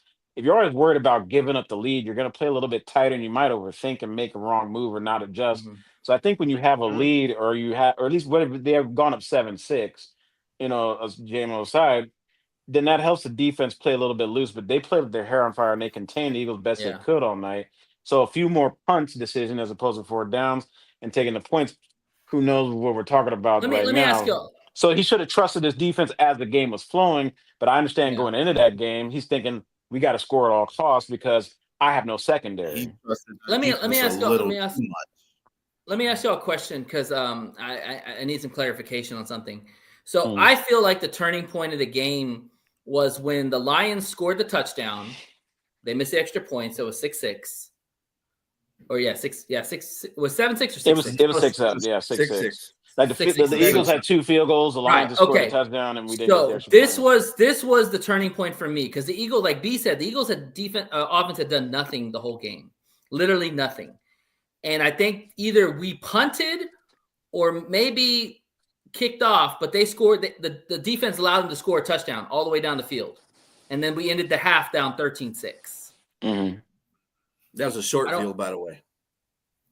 Yeah, Was that I think was that's that a a fourth fourth down? down. That was one of the bad fourth down calls. That was the Okay, fake punt. I thought we punted on that. I think that was the fake punt, if I'm not mistaken. That was a fake punt. That was what it was. It was the fake punt.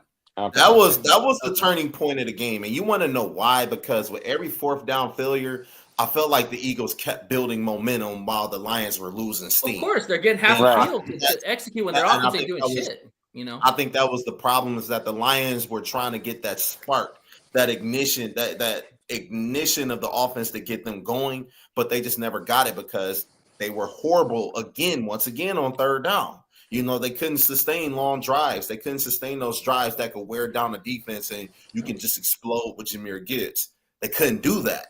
The reason why they were horrible on third downs, because he was playing for fourth downs. When you have a coach that goes for it all the time on fourth downs like that, that's what you're doing. You're using all 4 downs. You got to still play basic football. This is a point that Dan Campbell should understand by now. All his time in the league and being a player in this league, you have to do that kind of stuff. I understand that you trust your team to a point, okay? But if you're going to go for it on fourth down, have better play calling than what they have. Running 4 straight times is not good play calling. Sorry. Nope. Unless you got the offensive line to do it. I think that was kind of right now. But that's the point I'm trying to make. You know you don't have the offensive line to do that. And here's the problem. Maybe he shouldn't be calling the plays. He should be calling the plays because John Morton. I'm sorry, but John Morton, his play calling sequencing, kind of night and day, and I'm fine with Dan Campbell calling the plays. The problem is, I just don't think, and you can call the best play sequencing you have. I just don't think with that interior offensive line you have enough to get everything executed that you need to get executed. Think about this. If you're a play caller, and be honest with yourself with this answer, if you're a play caller, you're in control of calling the plays, right? That's your job. You don't think that if you see a play on that sheet that looks damn good, you're like, you know what? I'm going to go for that because I know that I believe my players, we can do that. Situation. Situation. But you're in the call sheet. You're living in the call sheet. Like every play caller will tell you, they want to get in the flow. They feel good about the call at the time. Of course, everything's hindsight's 2020. What I'm saying is, now that Dan is calling the plays, he's probably more influenced by his own calls to want to go for it more. To whereas if he's not the play caller, they're just asking, "Hey Dan, do you want to go for this?" And then he can think about it. I think it alluded really quick. Hold on, really quick, George. I think it kind of alluded to what B said before. He was playing for fourth down. That's what it was. Because he liked the call on fourth down that he thought was better instead of your normal 3. So he probably do something a little bit unorthodox because he knew he had 4 downs to go out there and try to get that first down. Honestly, I think Dan's always playing fourth down, man. Well, I'll say this: Nick Sirianni kind of does the same thing with the whole tush push because they know if they're getting that ball inside of 2 yards, and if it's third, the only defense against the tush push is don't let them get the third and short, or don't let them get the fourth and short. If you can stop them on first and second down, and on third down, if it's like 3rd and 5 or 3rd and 4, and you don't let them get any yards, then they can't use the tush push. So if you want to, and I know it's really no defense because Nick Sirianni has been kind of busted up a little. It's been kind of a mess with their But yeah, they're both in a Tulo's sense the one kind of that playing calls for. the games. Yeah. Well, they're both kind of playing for fourth down. Us, we're just a little bit more creative in our we're aggressive in how we approach it. But they got a quarterback that can squat 600 pounds and a huge offensive line, and they can tush push and maul people out the way. So in a sense, we're all playing for fourth down to a degree. And yeah, granted, we don't have the personnel to do what they kind of do. What I'm saying is, though, when you're calling these fourth downs, you gotta understand the flow of the game. Okay. Right. Philadelphia the whole season's had problems offensively. Period. Sure. And you're watching tape and you know where their offensive deficiencies are. You can't just go by, because AJ Brown is getting mad because he's not getting the ball, because their offensive play call, but Petula, he sucks. Fantasy. He sucks. Kellen Moore won him that Super Bowl last year because it wasn't Petula. Petula's not gonna. This is why they ain't gonna win the Super Bowl this year, because They Petula probably got a bit sucks. of a Super Bowl hangover too. But yeah. And one of their biggest problems is they don't have that Saquon Barkley that goes out there and average 5.5, 6 yards. Because he had 2,000 yards last year. He's tired, man. He's not that same.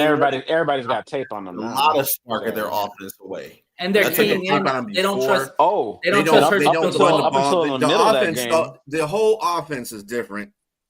Also up until the middle of that game, and here's where Nick Sirianni they made an adjustment, and Chris Collinsworth pointed out, Jalen Hurts hadn't really been running that much this season. Yeah. Then they decided, this Lions defense is actually making it harder for us to score. We need to get. He escaped a couple of times. So they spread out the defense, and he called his own number, and then they would run and get 4 or 5 yards, and that's how really they were manufacturing a lot of those key first downs. Well, up until that point, they weren't doing it, and all of a sudden they saw that the Lions, they're about to actually making this game tight. We need to adjust, and they adjusted. They ran Jalen Hurts because they're stopping Saquon Barkley. They get a couple first downs, game's over. So if I'm going to be critical of the defense on one aspect, it's setting the edge. When Tanks Bigsby got in the game, he ran wild, and that led to that touchdown at the end of the half. I wonder why we can't set the edge. I wonder why. Yeah. No, he's stuck in. That's why. Could believe we don't have enough good edge pressure to set the edge. I know, right? It's only one player on defense. I mean, it's everybody all together. Shep will tell you that first and foremost. And that defense got to get some more takeaways. Shep is a hell of a DC. Hey, Shep, let me go get you some more dogs, some more chess pieces to play with. Yeah, that's what Brad should be doing. Again, you don't think he tried? Hey, what more can I do? I don't think he tried, because he said that people are upset. I don't think so. No, I don't think so. That's pure ignorance. That's pure ignorance. Time out. He even said that when people were talking about an edge rusher, he said people are upset that we got an Aiden Hutchinson. It's almost like we got two. He got upset at that. I mean, people just want more help. We knew coming into the season, Mark, he tries? You really don't think that he tries to make calls to other Absolutely teams not. Players? Absolutely not. Because that's Jalen bullshit. It's not bullshit. It's not. No, it is fucking bullshit. I can pull up stats and show you that he fucking called for Myles Garrett. He called for Max last year. He's called for other defensive you know what? ends. I'll give it to your point. Nate, to your point. No, he did trade for that's not right. last year. You're wrong. No, time out, because I'll show you stats showing that he made calls. Fuck that. He did not go and call for Jalen Phillips. Okay, Jay, because you're in the fucking room and you know everything. Yeah, did they leak out any reports? No, yes, they did not. I'll send you the fucking reports. Where was the reports that they called for? Time out. Where was the reports that they called for Jalen Phillips when he gave up a third round? There were trade rumors that were linking Jalen Phillips to the Dolphins, or not Dolphins, but for the Lions and Eagles and whoever. But they were rumors. They didn't say that Brad actually picked his own. Well, they don't have to leak everything. And the prices were too high. That's exactly what Dave Burkett put out on his piece. Okay, but it's not. Wait, what did Dave Burkett put out? Come out, Dave Burkett and Dan Campbell himself had told the people that some of the prices were just too steep. It was not worth what they were looking for. But they made the calls. They made the calls.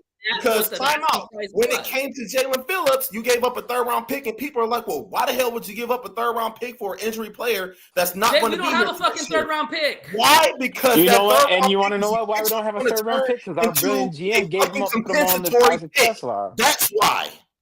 That third round pick that they gave up for Jalen Phillips, that's going to be a compensatory pick if he walks away. You do know that, right? So that third-round pick, you're getting back essentially, and you're getting a player. Jay, was that third round pick for next year or We for, didn't have a for a third couple round of years pick, down though. the line? Yeah, What year I'm saying, pick is that? huh? You know what year that third round pick is that next year's draft? That's next year. We might not even have a third round pick next year's draft. We don't have it. We didn't have a third round pick this year. And that's what I'm saying. Jalen Brad Phillips Holmes, doesn't mean that we're as gonna be much as all I world. love, as much as I love Brad Holmes, he kind of digs himself in these holes with drafting people like Isaac Tesla. I have nothing against that kid. I think that is a good football player who can help in the future. But what about the now? Can he help us now? Look, Brad Does Holmes he has been have to good. help us now? He doesn't have to. We have other options. I tell you what. I tell you what. Would you rather have our previous GM? I'd rather have Howie Roseman right now at this point. Hell no. Well, I would rather have Howie Roseman at this point. Roseman's not or even in the Dad John talk. Lynch. Okay, Roseman's like I said. Roseman took 6 years to get a Super Bowl. We're in our 5th year, And they have But different he's also not afraid to just roll the dice and get it done. And he can still draft pretty good. Okay, Thank you. Yes, but it took him 6 years to do that. That's what I'm saying. But Brad is Wait, better Howie at Roseman's drafting been a than GM since Howie what, is, and Howie's better at 2012? trades. Or 2010? How long has Howie Roseman been there? He's been there a long time. And Howie inherited Yeah, a but good he hasn't team, been- man. he He's hasn't had been good the teams GM. before. Come on, Right. man. And I get it. It took him 6 years, but in the last 6 years, how many Super Bowls has he been to now? 3? And he's drafting. No. And you know It took what? him 6 And you know years what? to get to the Super And Bowl Howie initially. Roseman is using draft capital to not only make good picks on players, but he's also using future capital to finish off the cake with proven players, guys that other teams have drafted. No, Robbie, Here's a funny thing. When they traded for Jalen Phillips, they got the Dolphins to pay the rest of most of his salary for this year. That's some gangster and what to stuff say? right And there. what to say that maybe he wanted to go to Miami because he had a relationship with Vic Fangio. The thing is that if you get traded, if he has a no trade clause in his right, contract, he has no trade clause. There you go. Ain't no matter. Oh, you want to go to Philadelphia? Have a nice time in Detroit. These teams make under the table handshakes. Come on, let's be real. You know that there's deals done under the table.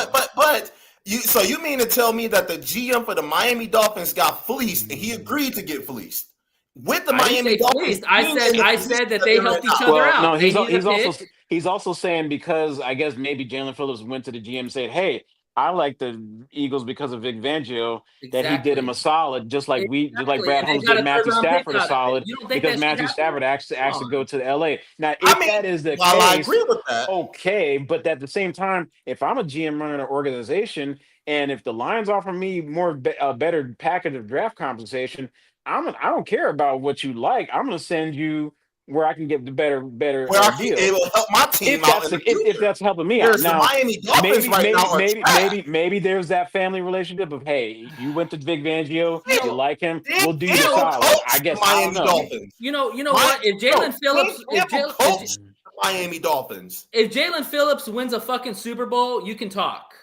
Okay, man, he's on a team. He's on a team that's favored to get back to the Super Bowl. team. And might I add, you hold the number 1 seed in the NFC. And might I add that he fucking created 4 pressures without a sack against the Lions. And how much better would he make our defense? We already have a top 10 defense. He will make our defense then make better. it better. Jalen Phillips is so good at stopping the edge. Hold on. Hey, Nate, if our defense is top 10, then I want to be top 5. If we're top 5, then I want to be top 3. And if we're top 3, then I want to be number 1. Y'all are woulda, coulda, shouldas, man. Thank you. What's wrong with having more edge rushers? You can never have enough killers to kill the other team's and they have guys. They have dudes that is you got to have a quarterback. You got to have guys that protect your quarterback, and then you have guys that you got to have a whole bunch of guys to go kill the other team's quarterback. Thank you. Yeah, and that was the reason why we lost, right? That's the reason why all our losses. And hold on, let me tell you this. Dan Campbell coached the Miami Dolphins. You don't think he got pulled down there to say, "Hey, you know what? We'll give up X, Y, and Z if you give us Jalen Phillips"? You don't think he could have done that? He has connections. Like I said, in the last 3 games, do you know where the Lions are in a takeaway differential? They're a -1 in takeaway differential. They do not create turnovers. You want to know why? We're not because at Kirby's job. We're not getting turnovers. Yeah. Well, of course. We're just not getting turnovers. A Dan said too. that himself. We're not getting turnovers. They're a -1 in turnover differential. Okay, you don't think fine. a more defensive player would help? But you act like Jalen Phillips is all fucking all world.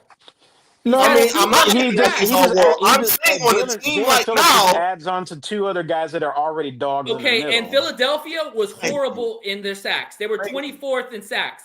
They needed Nate, an edge rusher. Our We best just paid defensive ours, linemen 97. are Aiden Hutchinson and Liam McNeil. What's wrong with getting them more help? What's wrong with adding more? What's just wrong with more? DJ Because Reader's we don't fine. have the fucking money. We got to pay other people. No, you got then you've been fine the money. The cap's gonna go up. thank you. Yeah.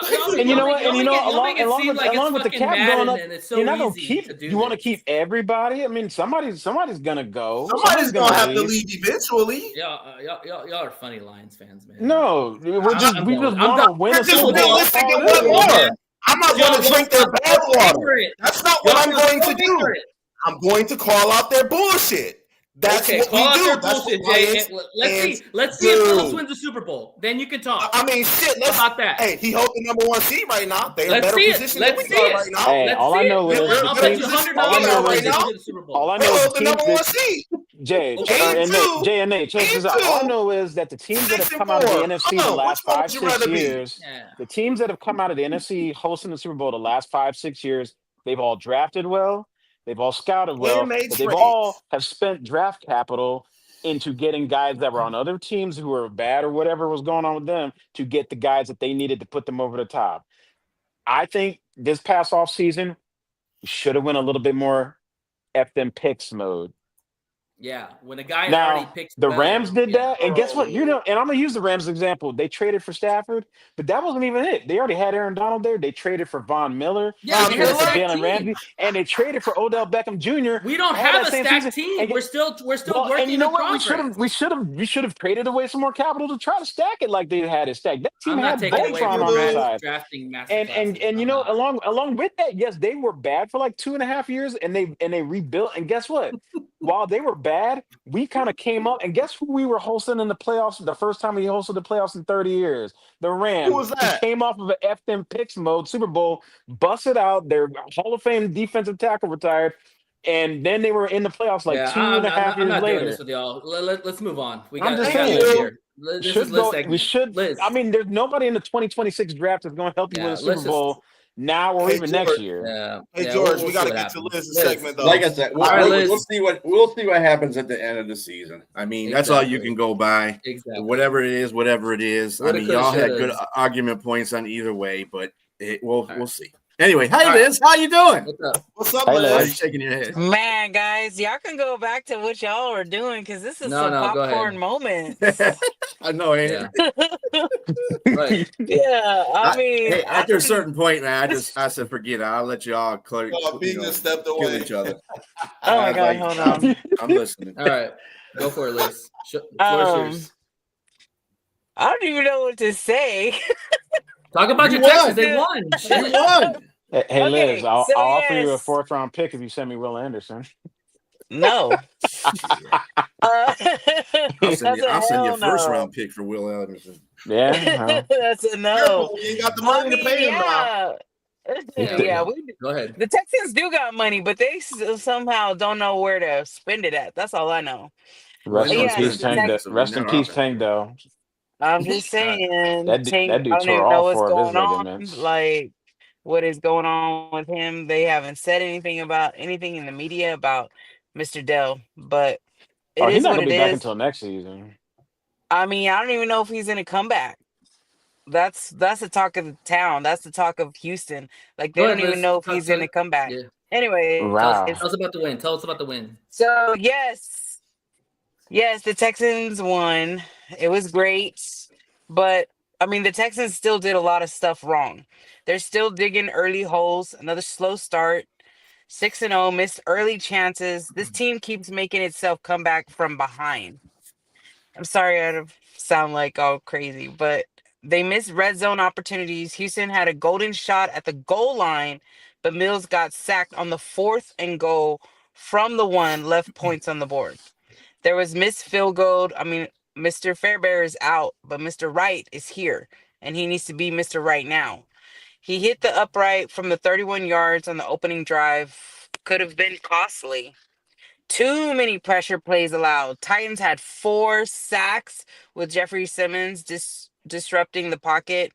Pass protection was shaky. It was yeah, we won. I felt like Texans should have did way better.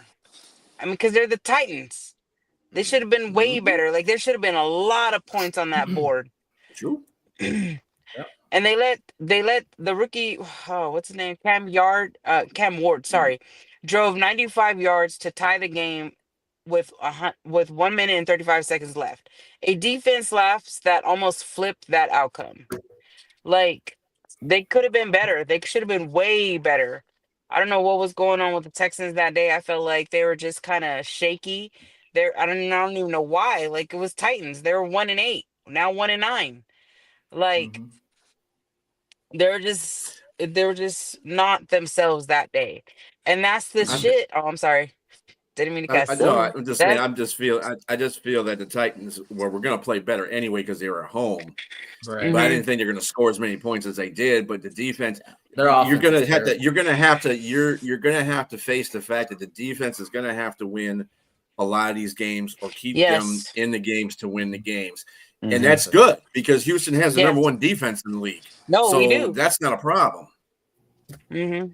And division games are just funny that way. I mean, that's like you're going to see your next door neighbor twice a year. You're going to play them. You got each other scouted up extra heavily, and you draft. And some of your drafting is influenced by how good your in division rivals are. So, and you knew there was going to be a fight too because they lost 26-0. It is. I know in this time we don't really respect like the Bears, but the Bears tend to always play us pretty tight and give us problems, even though we've beaten them a little bit more consistently, but.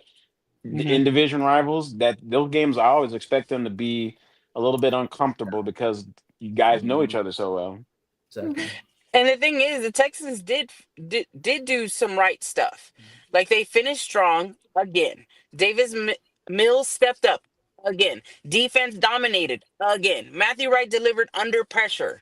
Despite an early miss, he still nailed a 41-yard, a 43-yard, game-winning 35-yard. But the coaching and the game management, Mr. Ryans, he kept the team calm. He trusted his backup quarterback. He showed improvement in his situation. They did enough to win. That's all. We got Thursday night. We got Thursday night football. Okay, we're Thursday night. We're playing Mr. Allen. Like that shit is unreal. Like they really need to, Mr. DeMarco really needs to step up. And that coordinator, Nick Colley, oh my gosh. Like your offensive coordinator, defense coordinator, special teams, like what's going on with y'all guys? Like come up with everybody hates their something. offensive coordinators nowadays. Everybody. Anybody notice that DeMeco Ryans looks like Marlo Stanfield from The Wire? That dude, he looks like he looks like he'll have you gigged out though. So honestly, I ain't gonna lie because I was like when I look at him, I was like, dang, he looks like Marlo Stanfield. And you know what? But he's got that program together. I think the players play for him, so I got a lot of respect for DeMeco Ryans. Yeah, and he was a former D coordinator for San Francisco, right? Yes, he was. Yeah, so he knows how to run. He knows how to run the defense. He's a defensive player there. Just looking at him, I'm like, I keep thinking about that scene where he had little Kevin just taken out. I'm just like, dang, DeMeco Ryans is a killer. But I'm so over this O-line coach. Like he is just pissing me off, and I know I'm not the only one. But I know the Texans need to come through this Thursday. They need to attack Buffalo's secondary. They need to run right at them. Don't bounce outside. Buffalo struggles inside the zone. And so I feel like if Buffalo defense breaks late in drives, Houston can win it. Like they can do 8 to 12 play drives. They can get it. They can get it done. They can take this game has me nervous, but like Bills special teams too, they give up short fields, they big returns. The Buffalo packs the box in the red zone, but Houston beats it. Like we can get it. Well, the good thing is at least you're home. Win the turnover battle. Out. Yeah. If the Texans, you can think your GM 1 to 2. You can think your GM about your offensive line. Because why are you giving away players to other teams when they were doing so good with that offensive line? Laramie Tunsil. This is the same. This is the same thing. This is the same thing that we talked about with Brad Holmes and Zeitler. Why the fuck aren't you trying to get offensive line? You know you have a quarterback that's a tree back there. Okay. I'll take a project offensive line is your stable of the whole team. I'm sorry. Yeah. If you don't have an offensive line, you're not going to do very good. You're not moving the ball. The final formula for the Texans to win is contain Allen, downhill run game, 2 to 3 explosive passes, turnover force, Texans win. My bold intake for Texans is Texans 27, Bills 24. That's all I can say. It's just like we just need to win. Mills needs to just keep this win, keep going. Like Stroud is out. He's out another week. So Mills needs to play for his brother. That whole team needs to play for Stroud. That whole team needs to play for Texans. Houston.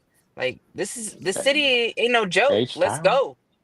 H-Town up. Because they need to get back in the playoff race again. That's what I'm saying. Yeah. We're still in the hunt. Yeah.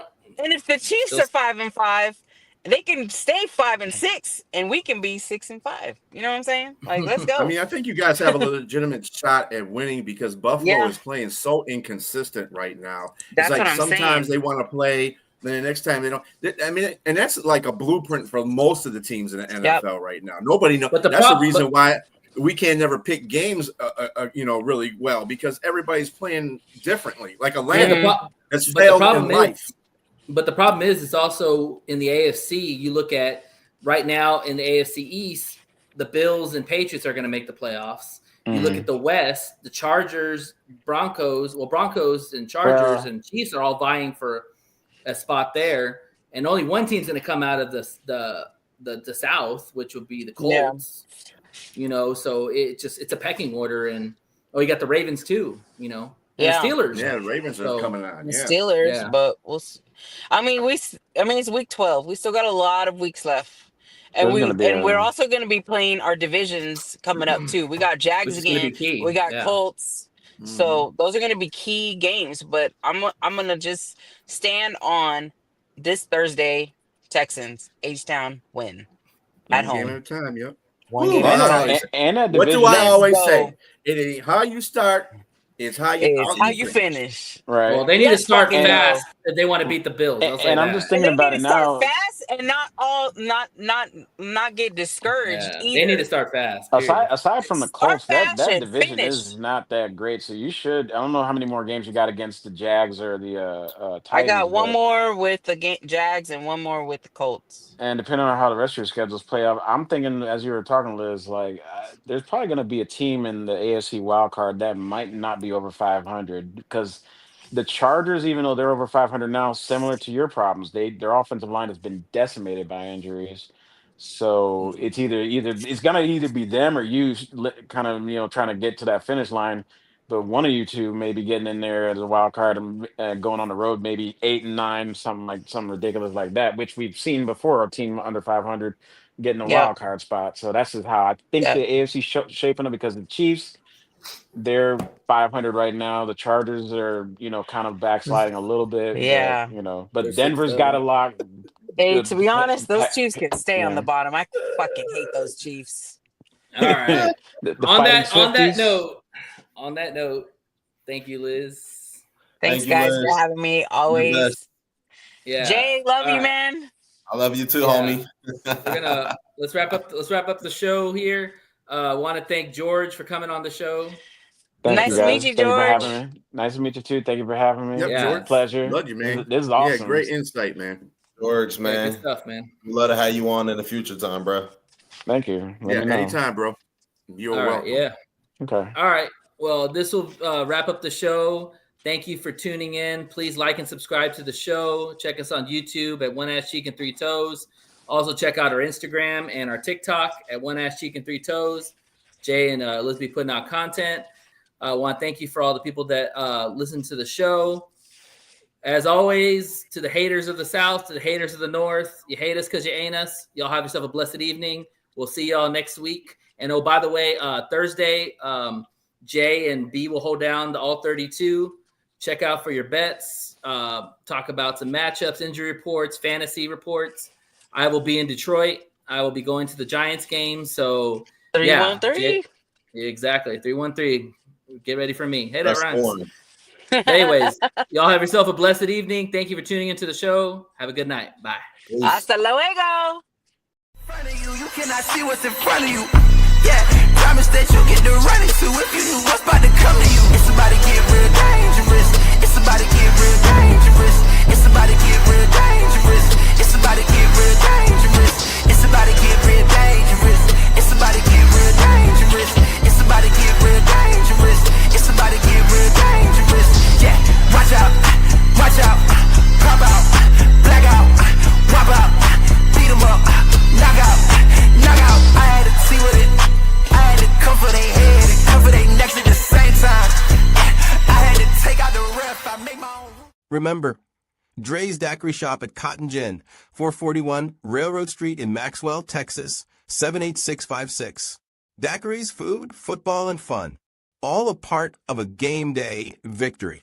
If you subscribe to One Ass Cheek, 3 Toes on YouTube, you'll receive 5% off your total purchase or a free shot. Proof of subscription required.